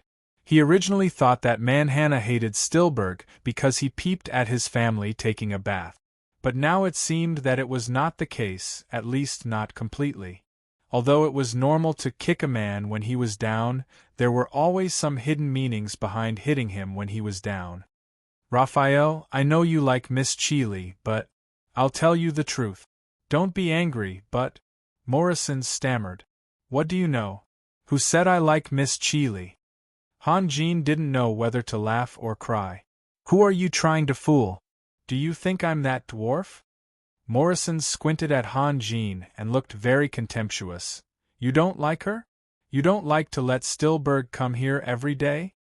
Han Jin was a little speechless. He really cared about Miss Cheeley, but this kind of care was by no means love. It turned out that his plan was very good. On the one hand, he solved the problem of Miss Cheeley. On the other hand, he taught the person who spoke rudely a lesson and established his own status. At least, people would not dare to offend him. In this way, he could get closer to Miss Cheeley. She had money, and he thought that he was relatively smart. They could cooperate with each other and get what they wanted. In the current situation, it was a good choice to be a doghead military advisor, which could quickly exchange for a certain amount of living capital. But man proposes, God disposes. The dwarf Villar's character was too violent. He even killed Miss Cheeley. As a result, he completely angered Miss Cheeley. But until now, Han Jin still did not give up. He hoped that through some efforts, he could win the understanding of Miss Cheeley. It must be admitted that Han Jin was a good person. If he tried to contact those uninvited guests and made up some things related to Miss Cheeley, he might be able to exchange for what he wanted. But he did not have this idea at all. After all, his plan was not thorough enough, which directly led to the death of Miss Cheeley's family. He owed a debt, and the debt had to be paid. In addition, from the perspective of human nature, a group of people used various means to oppress the beautiful Miss Cheeley. A normal man would certainly sympathize with the latter, and Han Jin was no exception. "Forget it, let's not talk about this." Han Jin avoided the topic. "Morrisons, you said there were 4 senior knight among them?" "Yes, why? How are they compared with you?" "You mean who is better at fighting?" "Yes. I am a senior swordsman, and they are senior knight. We are of the same grade." "Who is better at fighting? We can only know after we fight. Aren't there a lot of experts like you?" This question was very important for Han Jin. Morrison's had been his goal to surpass. If his ideas could be realized one by one, he was confident that he could surpass Morrison's in 1 or 2 years. "It depends on the place. If we are in this small Radon town, I am this." Morrison's gave a thumbs up. "If we are in the Holy Crown City, I am this." Morrison's gave a thumbs up again. "Oh." Han Jin smiled, but his smile was a bit bitter at this moment. "Do you know Dismark, the Lord of the Holy Crown City? He is the supreme knight of the light element. He is a super strong man who can fight against a dragon." Morrison sighed. "A senior swordsman like me is nothing compared to him." Han Jin waved his hand, hinting Morrison's to stop talking. Although his confidence had suffered an extremely cruel and inhumane blow, deep in his heart, there was a flame raging, and it was getting stronger and stronger. These days, Morrison's told him about the situation outside. The continent was falling apart, dozens of lords were fighting each other, and the war was endless. Radon Town was a paradise without any attractive benefits, so neither the army nor the robbers came here. But now it was peaceful. It didn't mean it would be peaceful all the time. If something happened, the whole town, including Han Jin, would become helpless dogs waiting for death. He didn't care what others thought, but at least he, Han Jin, would never accept such an ending. Thank you for your support. I know where my weakness is. I will try my best to write this book. The new book list is limited by the fact that more than 150,000 words will be automatically removed from the list. So I have to take it easy and can't release all the chapters. Please forgive me. Yesterday I released tens of thousands of chapters, and now I have about 100,000 chapters left. I will release them after the new book list is released. And I am still saving words, and I will break out soon. Finally, I beg for your votes and favorite. Please help me. Chapter 9. Author's Note. After reading the book review, a friend told me not to change my name. I think it makes sense. From now on, I'll use Raphael. Raphael's confidence took a hit. He lowered his head and walked back to the inn. He didn't want to talk to anyone. He focused on thinking about something. Raphael was so engrossed in his thoughts that he didn't see a carriage coming towards him. Fortunately, Morrison's shouted from behind to remind Raphael. The coachman also turned to the side in time to avoid an accident. "I'm sorry," Raphael said apologetically. Unexpectedly, the coachman didn't pay any attention to him and drove the carriage further and further away. "Raphael, what are you thinking about?" Morrison's came over and patted Raphael's shoulder. "Nothing," Raphael said listlessly. Morrison saw that Raphael was in a bad mood, so he didn't ask. The three of them walked forward in silence. When they reached the entrance of the inn, Raphael suddenly stopped and whispered, "Something's wrong." "What's wrong?" "That carriage. What's wrong with that carriage?" Raphael frowned. Although being a detective used to be a side job to support his family, he was used to looking for all kinds of abnormal clues. Because he was too engrossed just now, he didn't notice it until now. Under normal circumstances, the coachman would scream when he saw someone running into the carriage. At least it would save him a lot of effort. After he apologized, the coachman didn't respond. In fact, it was normal for the coachman to scold him. However, it was strange that the coachman acted as if nothing had happened. Could it be that the coachman knew him? "Morrison's, do you think Miss Cheeley is in that carriage?" Raphael said slowly. He wasn't sure about his guess. Otherwise, he wouldn't have asked. "That carriage? It can't be. Didn't Miss Cheeley leave a long time ago?" "Hard to say." Raphael paused. "If Miss Cheeley and the others pretend to be smart and want to lead the pursuers away before leaving the town, then they will be in trouble. Those knights are obviously well trained and not easy to fool." Morrison's froze for a moment and looked at Raphael. Raphael was also looking at Morrison's. Their eyes met, but they both looked away. They both thought of the same question at the same time. Should they chase after the carriage? "Let's go back." Raphael made his decision. "That's all right." Morrison's answer was somewhat reluctant. It was not that his moral character was lower than Raphael's. The key was that he had been born and raised in this world. The bloody facts he had seen and heard told him that good people who did good deeds usually did not live long.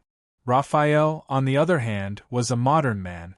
Although he had heard about the chaos of the outside world, seeing was believing. His understanding of reality was far less than Morrison's. Unfortunately, the two of them were not destined to be good people. When they rushed back to where they came from, the carriage was long gone. They chased it all the way to the outskirts of the town, but they couldn't find any trace of the carriage. "What should we do?" Morrison's asked. "What else can we do? Let's go back." Raphael shrugged. At this point, there was nothing he could do. If Miss Cheeley was really in the carriage, she would have run away as soon as they reached the outskirts of the town. God knows how far they would have gone by now. As if to verify Raphael's guess, the three returned to the inn and chatted for a while. Suddenly, the sound of horses galloping broke the silence of the town. Raphael hurriedly went to the window and looked out. He saw the knight jumping off their horses and stopping the pedestrians to ask questions. During this time, very few people or carriages had left the town. More than one person had seen the carriage. Moreover, the knight was very generous. After a while, the knight had found the answer they wanted. They jumped on their horses and chased after the carriage. It's over. Raphael sighed. He had told Morrisons that violence could not solve all problems. In fact, the so-called brain was the same. No matter how smart he was, he could not do anything about this. The situation had changed too quickly. Unless he had the power to stop all the night, he could only watch. He had thought of helping Miss Cheeley before, but that was before the crisis.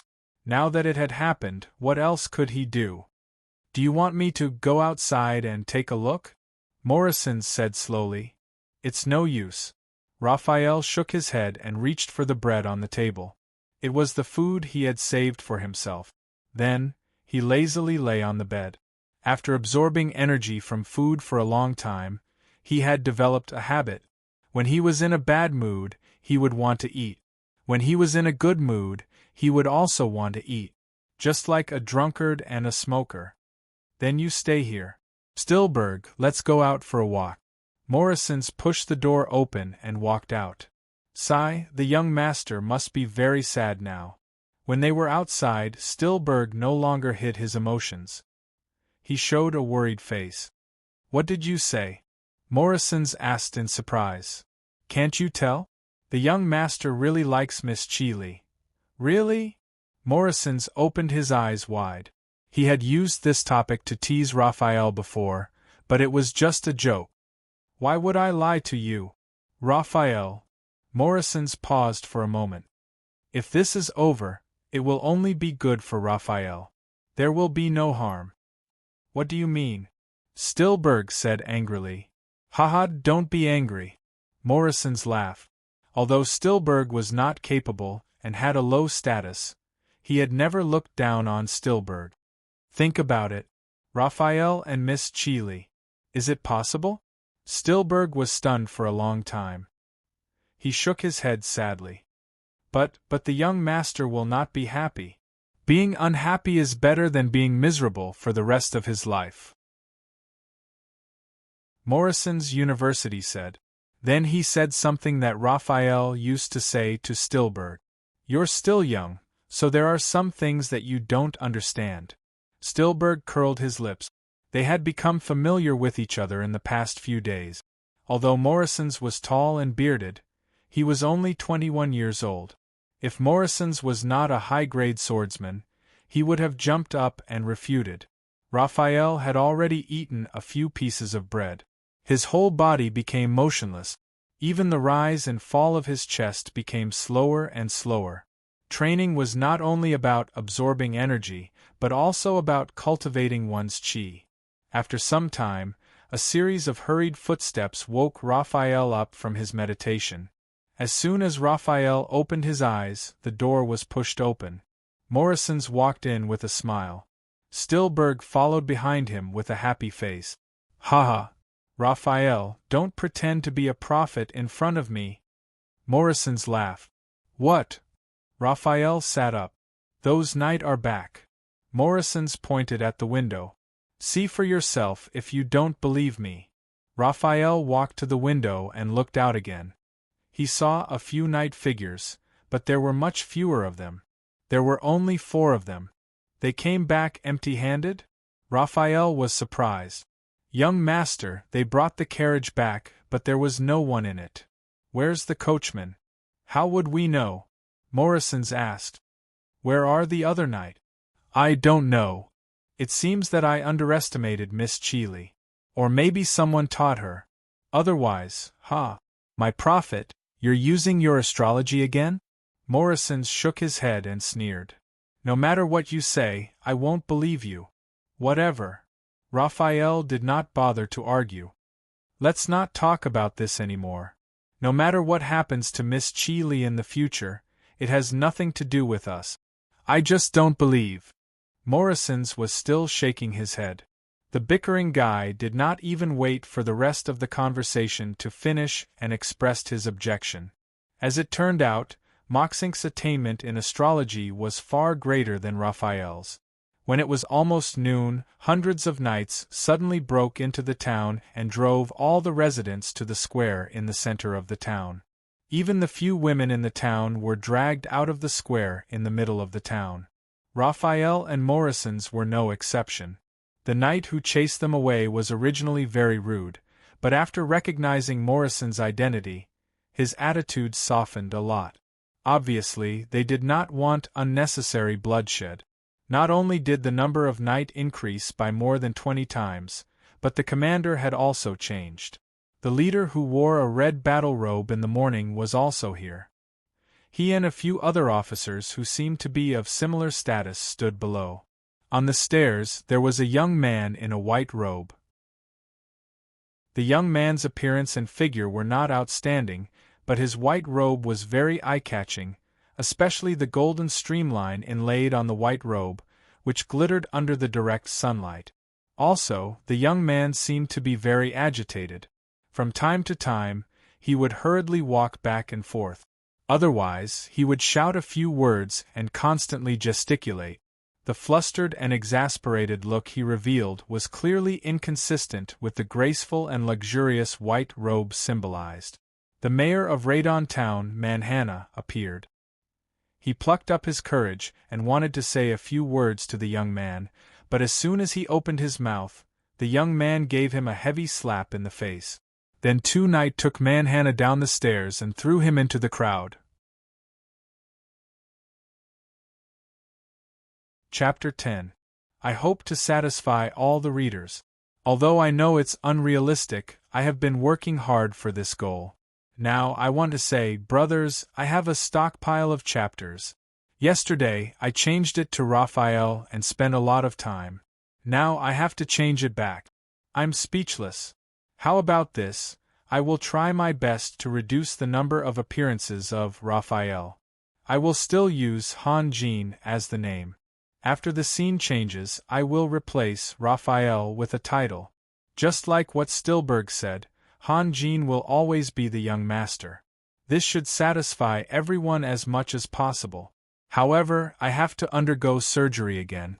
Some of the plots where Raphael appears more often have to be rewritten.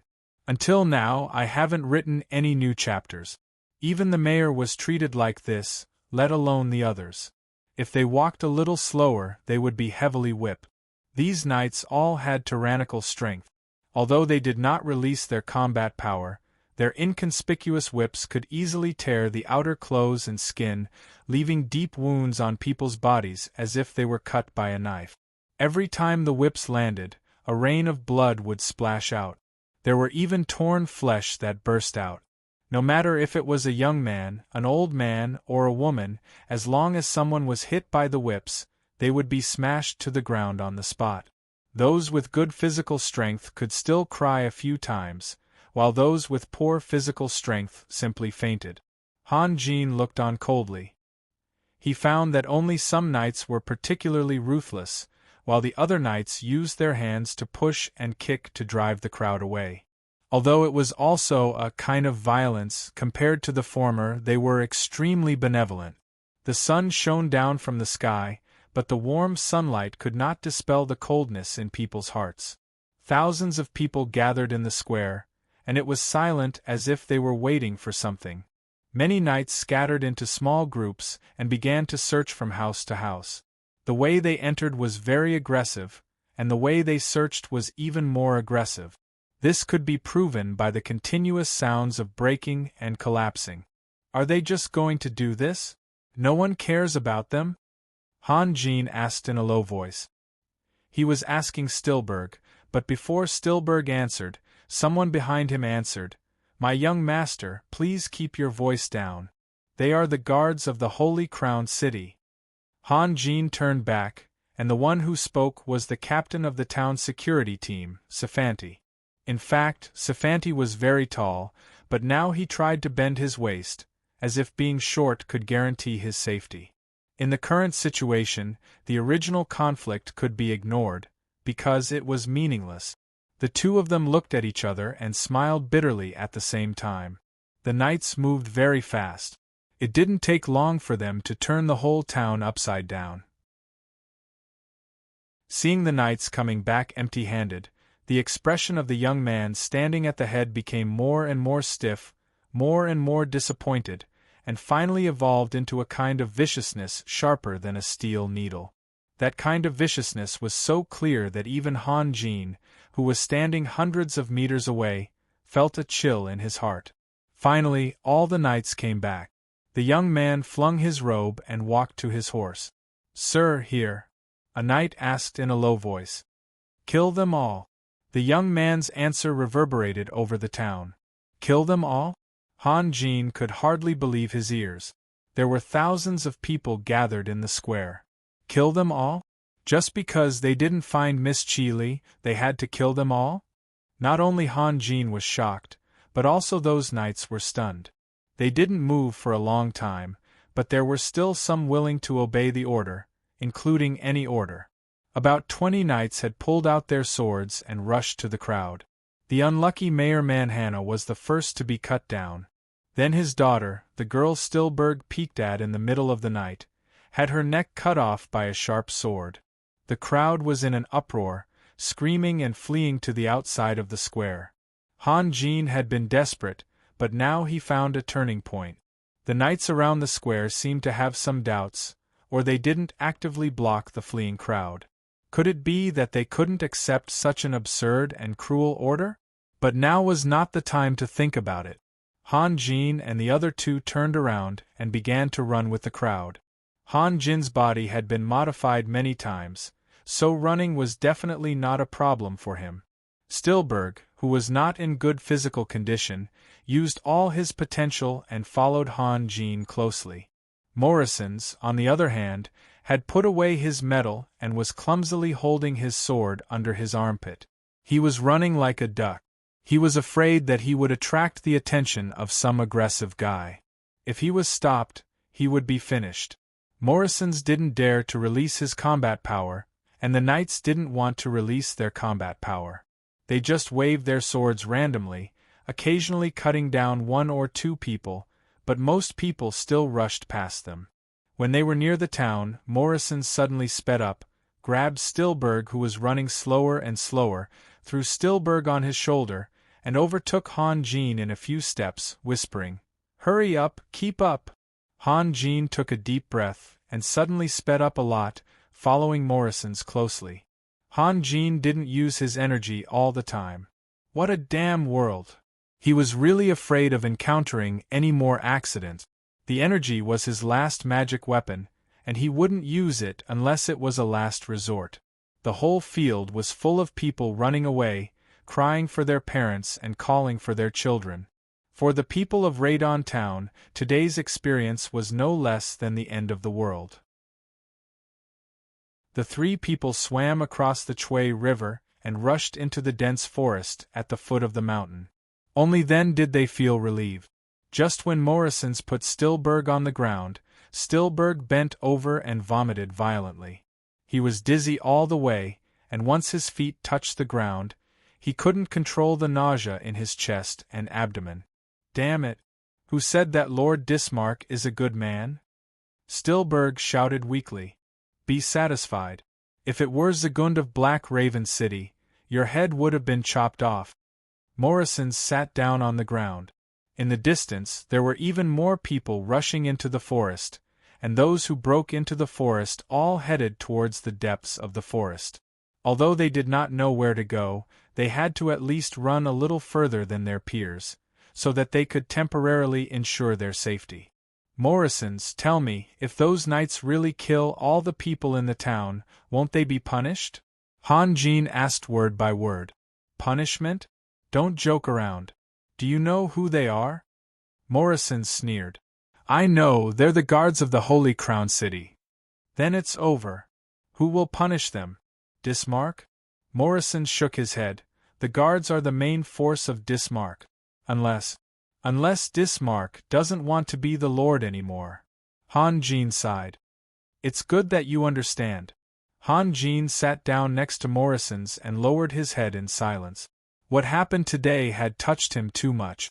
After all, he was a modern man, and the scale of bloody scenes he had seen were limited.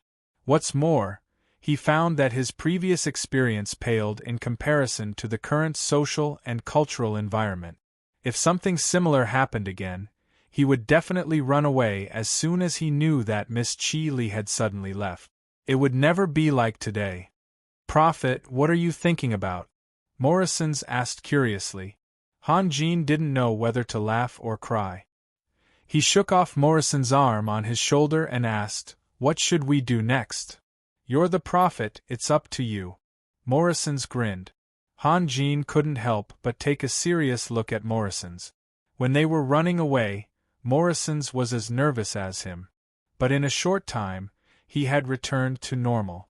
This guy must have experienced a lot before. "I've never been outside. You want me to tell you? Did you grow up in Radon Town?" Morrison's was a little surprised. "Yes. But I feel, you seem to know a lot of things." "I've read a lot of books." Puff. Stillberg couldn't help laughing. "What are you laughing at?" Han Jin glared at him. Morrison's looked at Han Jin and Stillberg. He felt that Han Jin was deliberately hiding something.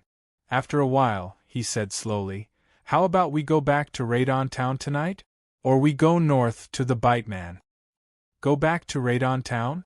Morrison's, are you crazy?" Stillberg exclaimed. "That guy is just venting his anger." Han Jin looked at the running figure in the field. "If he wants to kill us for any purpose, we can't escape at all." "You're right." Morrison's nodded. "But, Master, we can't go back. It's dangerous to go back." Han Jin looked at Morrison's. "Morrison's, what kind of place is the Bite Man?" "The Bite Man is a very strange country. Danger and opportunity coexist. It seems very chaotic, but as time goes by, you will find that the Bite Man has its own rules. You think you have seen through the rules, but you will find that under the cover of the rules, it's a shocking chaos." "Did you come up with these words?" "It's my teacher who said it, haha. Where is your teacher now?" Morrison's looked gloomy and shook his head. "Let's not talk about this." Chapter 11. According to what you said, I feel that Bite Man is not a safe place. Han Jin naturally changed the topic. "It's a paradise for adventurers. If it's very safe, there's no need to talk about adventure." A voice came. Han Jin looked up and saw a young man in his 20s. His cheeks were a little thin, he had a pair of thick sword-like eyebrows, clear eyes, and a straight nose. He was not tall, wearing a very common gray robe. His chest was still moving up and down slightly, and he was breathing rapidly. It seemed that he had just exercised. He should be a member of the fleeing army. "Mr. Sassu, it's you." Stillberg jumped up. The young man was a little surprised. "Do you know me? This time last year I've been listening to your stories. Don't you remember me?" Sassu looked at Stillberg seriously and shook his head. "I'm sorry, I can't remember." Stillberg jumped to Han Jin's side. "This is our young Master Raphael. Can't you remember?" "Oh." Sassu showed an expression of understanding. "It's young Master Raphael, long time no see." "Hello." Han Jin smiled. He knew clearly that the young man remembered him just out of politeness. "Are you a magician?" Morrison's suddenly interrupted. Sassu was stunned and nodded slowly. "Yes, you are, senior swordsman Morrison's." Morrison's slightly bent. "Are you also from Radon Town?" "Yes." Sassu smiled bitterly. "I just arrived at Radon Town last night, but I didn't expect to encounter such a thing today. Young Master, look. The town is on fire." Stillberg shouted. They turned around and looked towards the direction of Radon Town. Above the town, a cloud of black smoke rose straight into the sky. Only the rich could build their houses with bricks and tiles. Most of the houses in Radon Town were made of wood. Moreover, someone deliberately set fire to the houses, so the fire was out of control in a flash. Cries sounded again. Many people rushed out of the jungle and looked at the direction of Radon Town in a daze. Their faces were full of pain. The fire had burned all their hope. It seems that we have to go to the Bite Man. Han Jin whispered. Mr. Sassu, where are you going? Me? I'm going to the Bite Man. Let's go together. Morrison's invited him. Sasua's eyes fell on Morrison's huge sword, and then he nodded. Okay. In fact, they all knew that a swordsman was fragile, and so was a magician. But the combination of swordsman and magician was not as simple as 1 + 1 is equal to 2. It was good for both of them to cooperate. Let's go to the town tonight and then set off tomorrow morning. Han Jin said slowly. No, we have to go now. Sasu interrupted. Why? Han Jin asked in surprise. Tell me first, what are you going to do in the town tonight? Let's go back and see if there's anything we can use. For example, money. Even if you can find more money, what's the use of money if you lose your life? You mean those night won't leave? It has nothing to do with them. Sasu hesitated for a moment.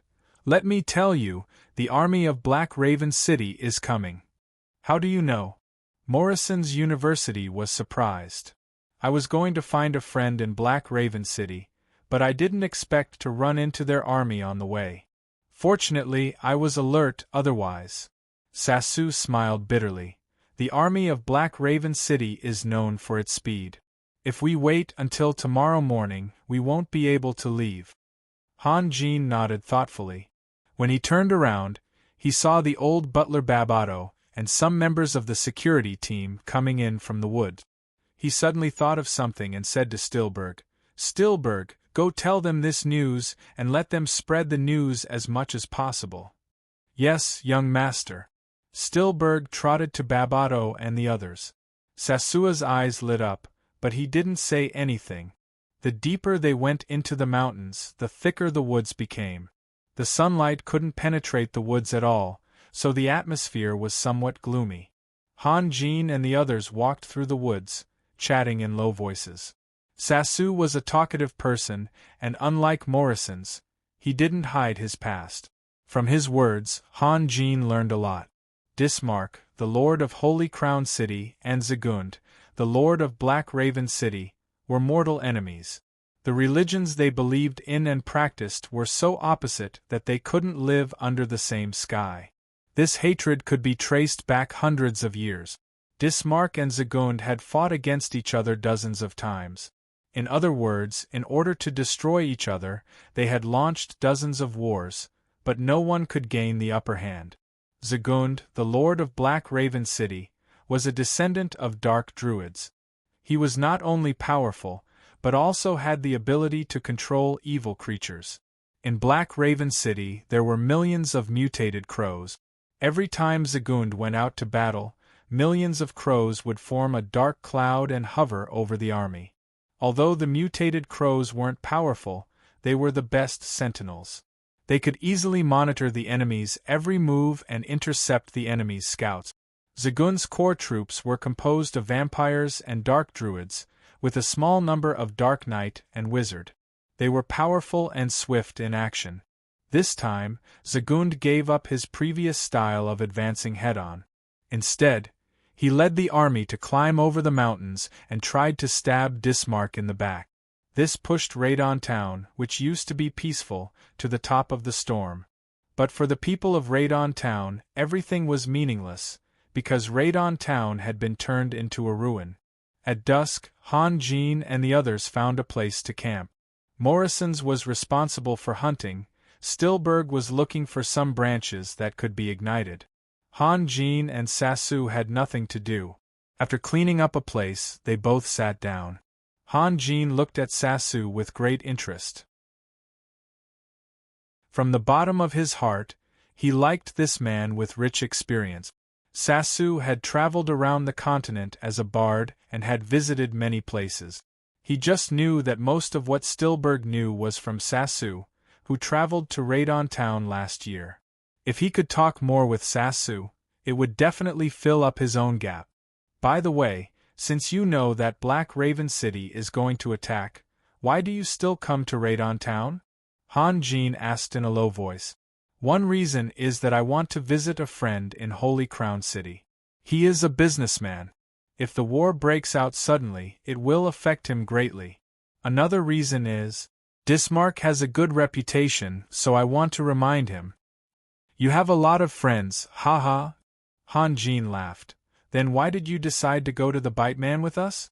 I guess you haven't seen Lord Dismark yet, have you? Since the future Lord of Holy Crown City is such a person, what's the point? To be honest, I'm very disappointed. What about your friend? Don't you care about him?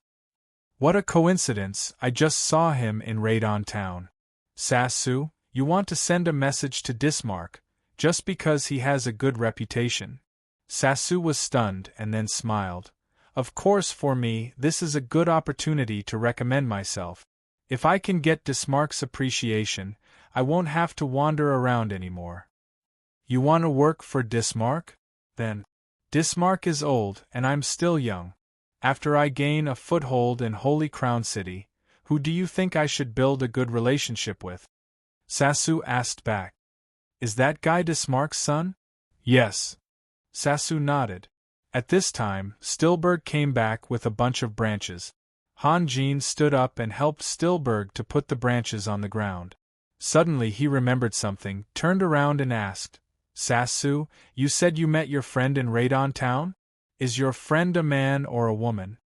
A man, why do you ask? Nothing, you scared me. I thought your friend was Miss Chili. Han Jin didn't want to tell him about Miss Chili, but since Sassu was so frank, he couldn't hide it anymore. Chili? Miss Chili of Holy Crown City? Sassu was stunned. She is also in Radon Town? Yes.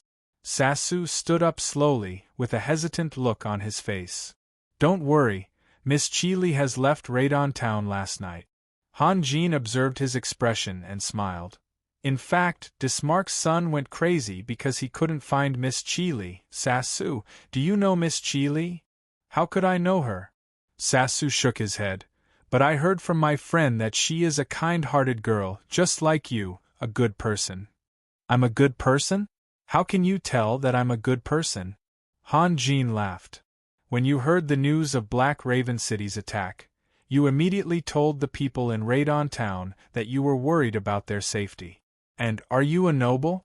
It's the first time for me to see a noble helping his servant. It's really amazing. What a bullshit noble, I'm just a homeless refugee. Han Jin said with self-mockery. Chapter 12. With a plop, Morrisons threw the little boar on his shoulder to the ground. He looked at Han Jin and said, Is it enough? Shall I take a look around? Such a big boar. It must be at least 50 kilograms, right? It should be enough for us to eat. What's the point of taking a look around? Sassu laughed. Stillberg had already set up the firewood. He reached into his pocket and said, Young master, this is bad. We left in a hurry and didn't bring any fire. There's a magician here. Why would we need fire? Morrisons curled his lips. Sassu laughed. Without any movement, a ball of fire the size of a fist appeared in his palm. It landed on the firewood, and the fire burned fiercely. You're really a magician? Stillberg stuttered. His eyes were full of reverence. What's there to be surprised about? Sassu laughed. You'll know when you get to the Bite Man. There are many magicians like me. Mr. Sassu, can I learn magic? It's hard to say. I'm just a magician. I'm not qualified to appraise others. If you really want to learn magic, you should go to the Magic Academy. Oh.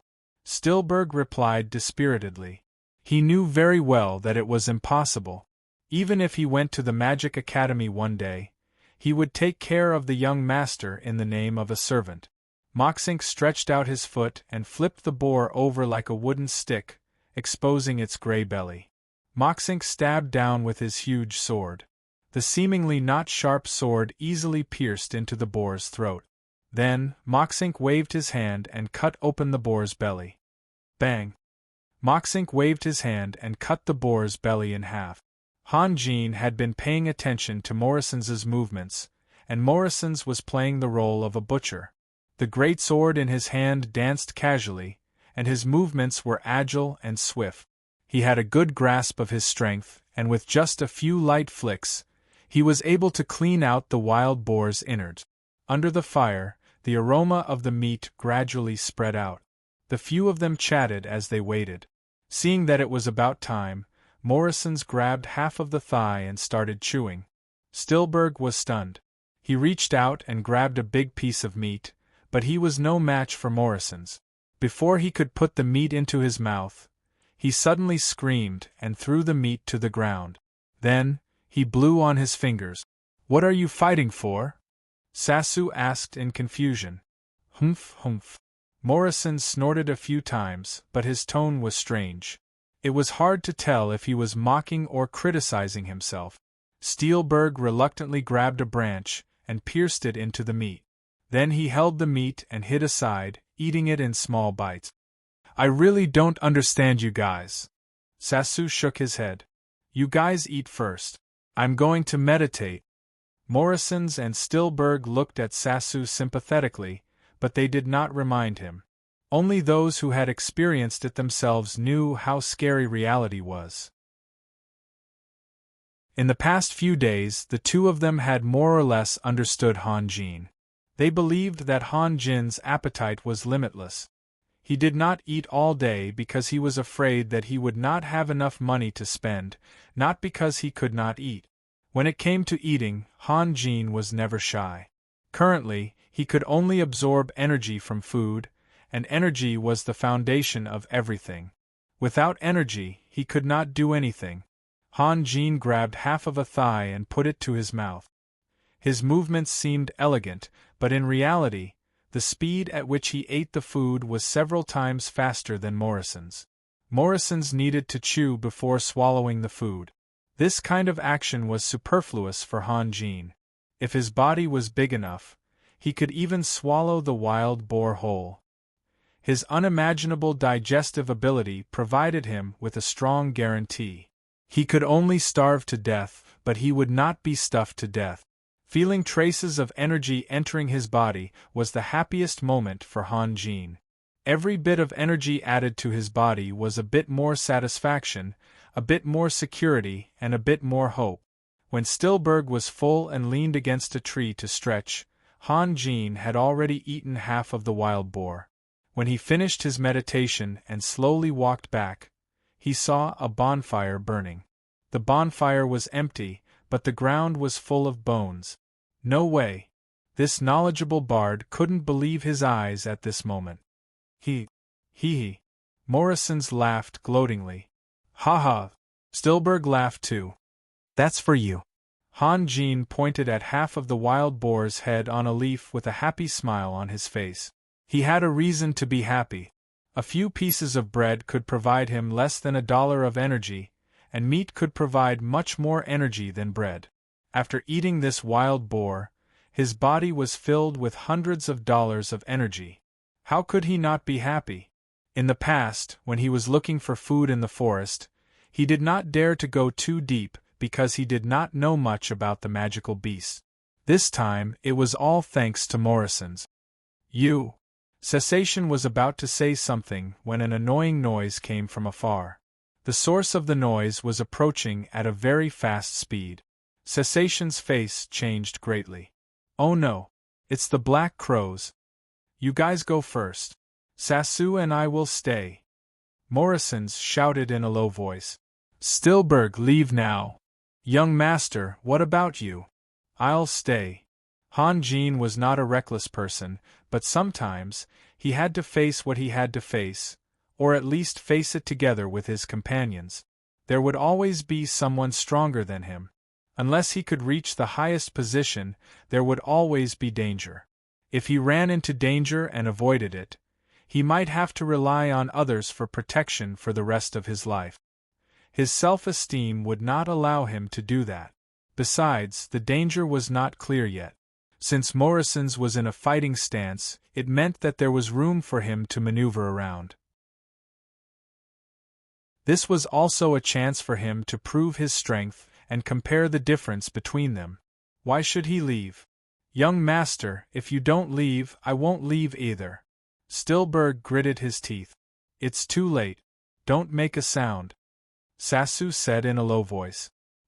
He waved his hand, and a ball of soil floated up from the ground and buried the bonfire. Then, he began to chant a spell in a low voice. A faint circle of light enveloped them all. Han Jin suddenly realized that their shadows had disappeared. What kind of magic was this? Han Jin could not help but open his eyes wide. The noise was getting closer and closer. Han Jin and the others could clearly see a very agile figure jumping around in the branches and leaves. Behind the figure and above it, there were thousands of crows cawing and chasing after it. It was like a living dark cloud. Although one or a few crows would fall every time the figure turned around, there were just too many of them. Help? Or not? Morrison said in a very low voice. The silhouette suddenly paused and looked in that direction. It seemed like he had heard voices, but in that short moment, the circling black crows had already cut off his escape route. They surrounded him firmly on a large tree and started to attack him madly. The figure was an archer, but at this moment, shooting arrows was meaningless. He leaned against the tree trunk and used his longbow to block with all his might. Although the crows could only attack with their sharp beaks and claws, they had the advantage in numbers. The figure blocked left and right and gradually fell into a disadvantage. It was only a matter of time before he was defeated. Sassu chanted a few spells in a low voice and suddenly walked out of the light. He waved his hand, and a green net-like object with a diameter of more than 30 meters appeared out of thin air. It covered most of the crows and the figure. The crows were affected by the spell, and their flying speed suddenly slowed down. Then, they fell down like raindrops. In the blink of an eye, they formed a mountain of crows on the ground. The crows that were lucky enough to escape the spell screeched and changed their direction, approaching Sassu from all angles. Morrison's University shouted and blocked Sassua's path. His body was enveloped in a white light, and the great sword in his hand was dazzling. Morrison's was very tall, which could easily give people the illusion that he was a warrior who relied on brute force. In fact, his speed was very fast. With his height and long arms and the rare greatsword, he set up an insurmountable sword array in front of Sassu. Every crow that crashed into it was instantly crushed by the sword array, leaving behind only black feathers that fluttered like snowflakes. Han Jin's expression was serious. He heard from Morrison's that there was a huge difference in strength between a swordsman and a fighter. Only by mastering a fighting technique could one become a fighter, and fighting techniques could maximize the power of one's combat power. If Morrison's was not being modest, and there were warriors like him everywhere, then it would be too chilling. The power of a fighter was beyond Han Jin's reach. He did not even dare to think about becoming a swordsman or a sacred swordsman. This world was a different kind of cultivation world. The super-strong men mentioned by Moxink were not inferior to the immortals in the world of cultivation. Sassu began to chant again. Han Jin could feel the air, or something in the air, trembling violently. Then, a 10-meter-wide fireball appeared on the mountain of crows and swallowed all the crows in the fire. The remaining hundreds of crows lost their courage to continue fighting. They screeched and flew into the sky, but Sassu and Morrison's did not let down their guard. They scanned the forest. The figure jumped down from the tree and said in a clear voice, "Thank you." "You're welcome." Sassu smiled. "Are you alone?" "Yes." The figure walked closer and finally stopped 3 meters away from Morrison's. "My name is Sunir. I'm a treasure hunter." "I'm Morrison's. I'm a high-grade swordsman." "He's Sassu." "He's a warlock." Morrison's replied. he did not hastily extend his hand to show his friendliness. Everyone could tell that the figure was a woman. Sunir's gaze fell on Han Jin. Han Jin's temperament was the most outstanding. In terms of appearance, Han Jin was also the most handsome among them. Naturally, he would attract the attention of others. Morrison's rolled his eyes and quickly introduced, "This is Raphael, a prophet and a hereditary baron." "What?" Sunir exclaimed. Even Cessation turned around abruptly and looked at Han Jin with a surprised and doubtful look. "Nice to meet you." Han Jin smiled and nodded. Han Jin knew that Morrison's was a scheming person. He must have his reasons for introducing himself, so Han Jin did not refute. "It's an honor to meet you." Sunir bowed. Han Jin was a little surprised. Sunir was able to maintain her composure in front of Morrison's and Sassu, who had saved her life. However, she had to bow in front of him. Obviously, the prophet's status was very high. However, he did not know how to respond. He could not just say, "Rise." In the end, he could only maintain his warm smile and nod. "The Tarasha Mountains are just ahead of us. How dare you come here alone? You're quite brave." Sassu smiled. "I didn't expect to meet those annoying black crows." Sunir paused. "Where are you going?" "We're going to the Bite Man," Sassu replied. "That's great. Can you let me go with you?" Sassu was about to say something, but he closed his mouth and turned to look at Han Jin. Sunir was also looking at Han Jin when she asked. Her identity as a prophet had caused some subtle changes. "No problem," Han Jin answered without hesitation. "Thank you so much." Sunir smiled. Her voice was very pleasant to the ears. What a pity! The same thought flashed through the minds of Han Jin and the others at the same time. Sunir was wearing a tight soft armor. Her body curves were extremely attractive, especially her legs, which were straight and slender. Although the texture and color of her skin couldn't be seen, the beauty of the streamlined shape was enough to make people gasp in admiration. Sunir also had a head of smooth golden hair, which fluttered in the wind like silk. She was very beautiful. However, her face was covered with layers of scale-like things. There were even bumps on them. She didn't even look like a human being. If Sunir was graded from the back, she would at least score 99. However, when one looked at her from the front, she gave off a horrible feeling. "We should leave immediately. If there are soldiers from Black Raven City, we'll be in trouble," Sassu said softly. "Yes." Han Jin nodded. Suddenly, he felt a very weak energy fluctuation. He turned around and saw something under the tree that was emitting a faint light. Han Jin hurried over. The glowing things were some fingernail-sized stones. He picked one up from the ground and observed it carefully. "Those are magic crystals of the Black Crows." "They're useless," Morrison said. Han Jin almost cursed. "Useless?" Each magic crystal contained at least $100 worth of energy. How could they be useless? If he and Steelberg were alone at this moment, he would definitely shout wildly to vent the excitement in his heart. Han Jin barely controlled his emotions and said in a low voice, "Steelberg, pick up these magic crystals and put them away." "Yes, young master." Steelberg didn't care whether they were useful or not. As long as it was the young master's order, he would do it. Morrison's and the others looked at each other. However, since Han Jin had already made up his mind, they couldn't say anything. Anyway, it wouldn't take too long. "Morrison's, where can I buy these magic crystals?" Han Jin asked slowly. Since they were useless, it meant that these magic crystals were very cheap. This was the fastest way for him to reach the top. "You can't buy them anywhere. No one will collect this kind of garbage." Morrison's shook his head. "Garbage?" Han Jin took a deep breath. He didn't want to explain. He had heard from Morrison's that there were magic crystals in the bodies of low-level holy animals. However, Sassu had burned nearly 1,000 black crows to death. There were at least 200 or 300 magic crystals on the ground, which added up to nearly $30,000 worth of energy. It was enough for him to complete the foundation establishment. How could he not be overjoyed?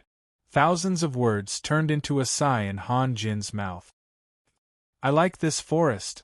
If you have recommendations, please give me a few tickets. I can't catch up with him no matter how hard I try. I'm so depressed. Chapter 13. Walking in the forest at night was a very difficult task. There were holy animals everywhere, pits formed by decayed leaves, poisonous mosquitoes, thorns, and so on. It was a headache for Han Jin, especially for Steelberg. He was so tired that he didn't even have the strength to straighten his back. But surprisingly, he didn't complain about the hardship or tiredness. He just gritted his teeth and followed Han Jin. His perseverance was really impressive. The rest of the people, whether strong or weak, were all professionals. Although the path they took was the same, the effort they put in was completely different. Fortunately, they had Sunir as their new companion. She had excellent eyesight at night, so she walked at the front and was responsible for leading the way. Without her, they might have had a harder time. Morrison's carried his greatsword and brought up the rear. Han Jin and Sasu walked in the middle. The group walked for dozens of miles and decided to rest in a tree hole in the early morning. Stillberg did not care about anything else.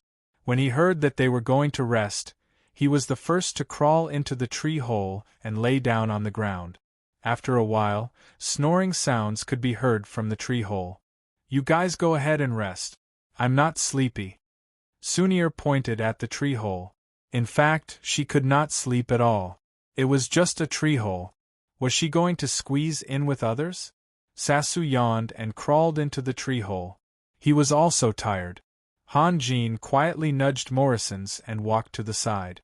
Morrison slowly followed behind Han Jin. After walking for more than 30 meters, Han Jin suddenly remembered that Sunir had excellent hearing. He was worried and walked another 40 meters. He looked back for a moment and asked, Morrison's, why did you lie? When did I lie? Morrison's asked curiously. You told them that I was a prophet. Oh, that.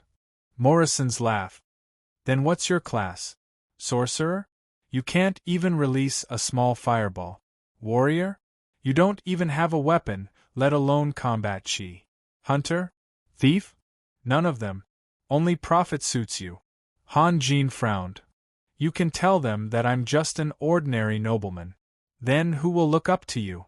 In fact, when I saw you in Miss Chili's place, I already recognized you. That's why I'm interested in you. I'm very curious what could make you change so much in just a few days. Morrison said softly, Raphael, do you want to be looked down upon by others like in Radon Town? I know that the world is very realistic when I was young. If you have no ability and can do nothing, hee. Han Jin sighed.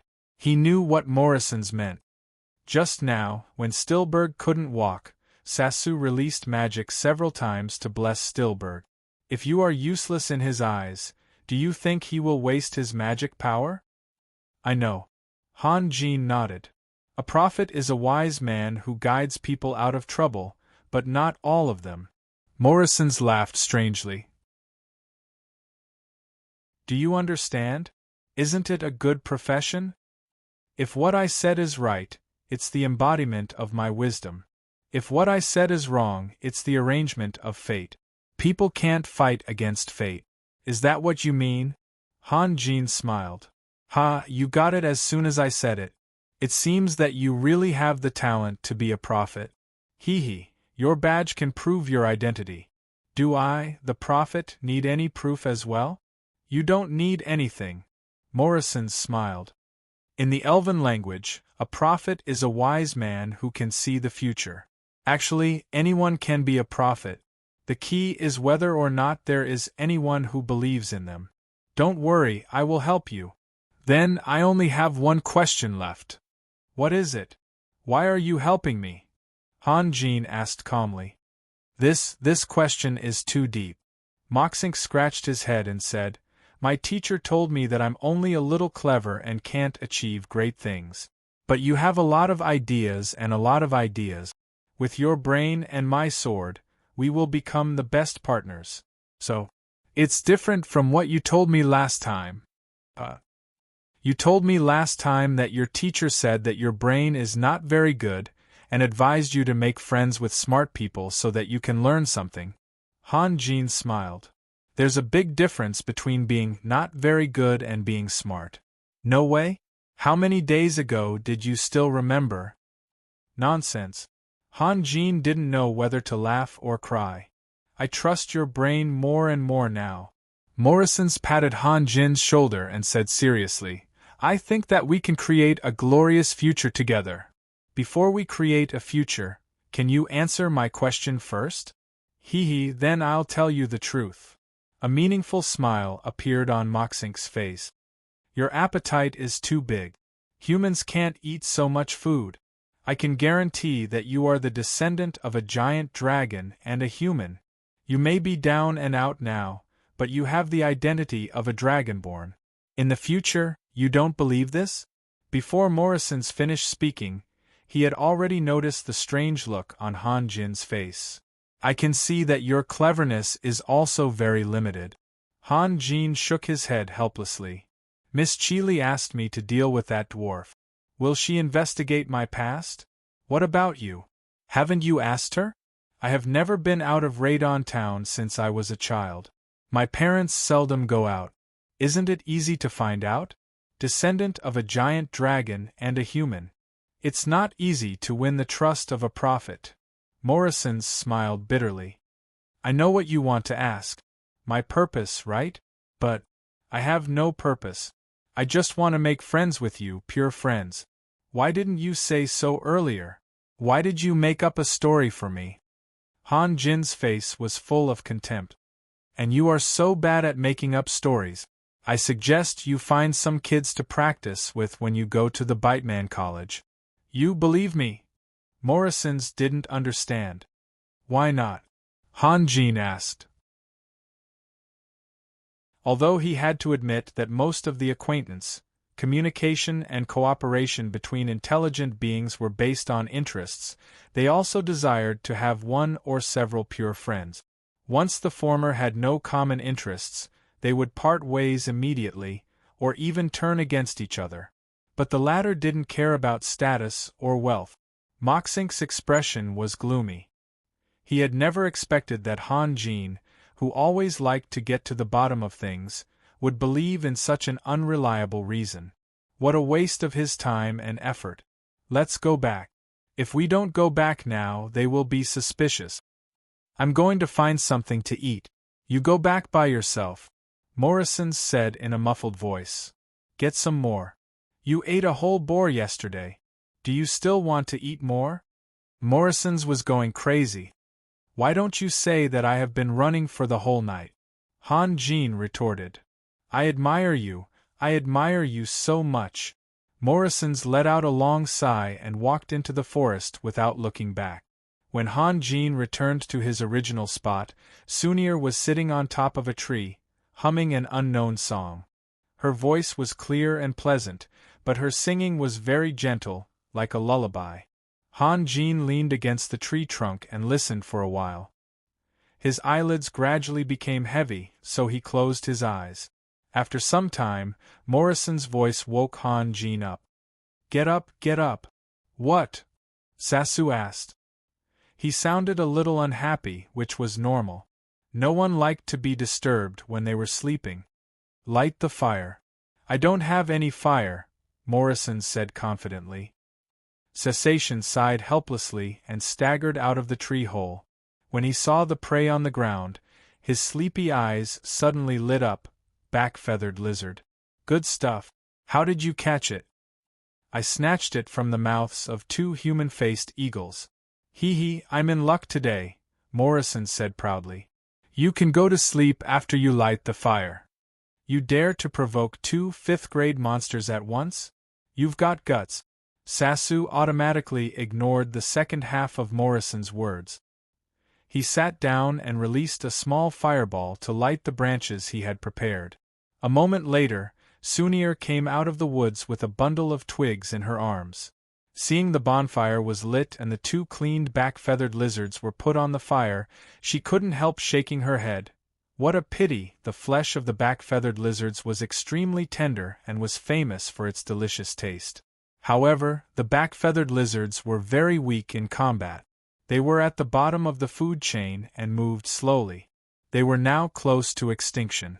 The back-feathered lizards sold in the city were mostly reared by humans. Wild ones were very rare. If they were sold in the city, 2 back-feathered lizards could definitely be exchanged for a small fortune. Han Jin didn't know how precious the back-feathered lizards were. Otherwise, he would have tried to keep them. It was cost-effective. What's a pity? It's good enough that we can eat them. Sasu laughed. As soon as he finished speaking, he suddenly thought of something.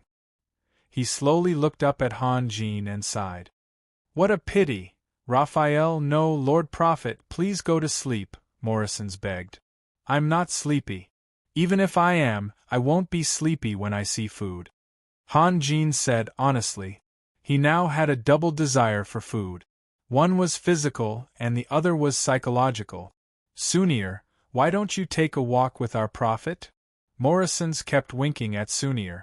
In fact, they had just formed a team and weren't familiar with each other. His words and expression were a little rude. Why? Sunir didn't get angry. She only asked curiously. You'll know in a while. You first. Sunir insisted. You will regret this. Morrison said in a painful tone. Sunir looked at one person and then another. Her face was full of confusion.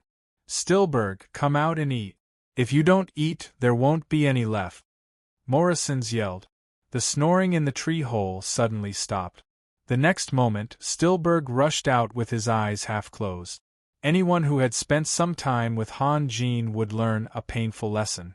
No matter how much food there was in front of them, they had to fight for it and eat with all their might.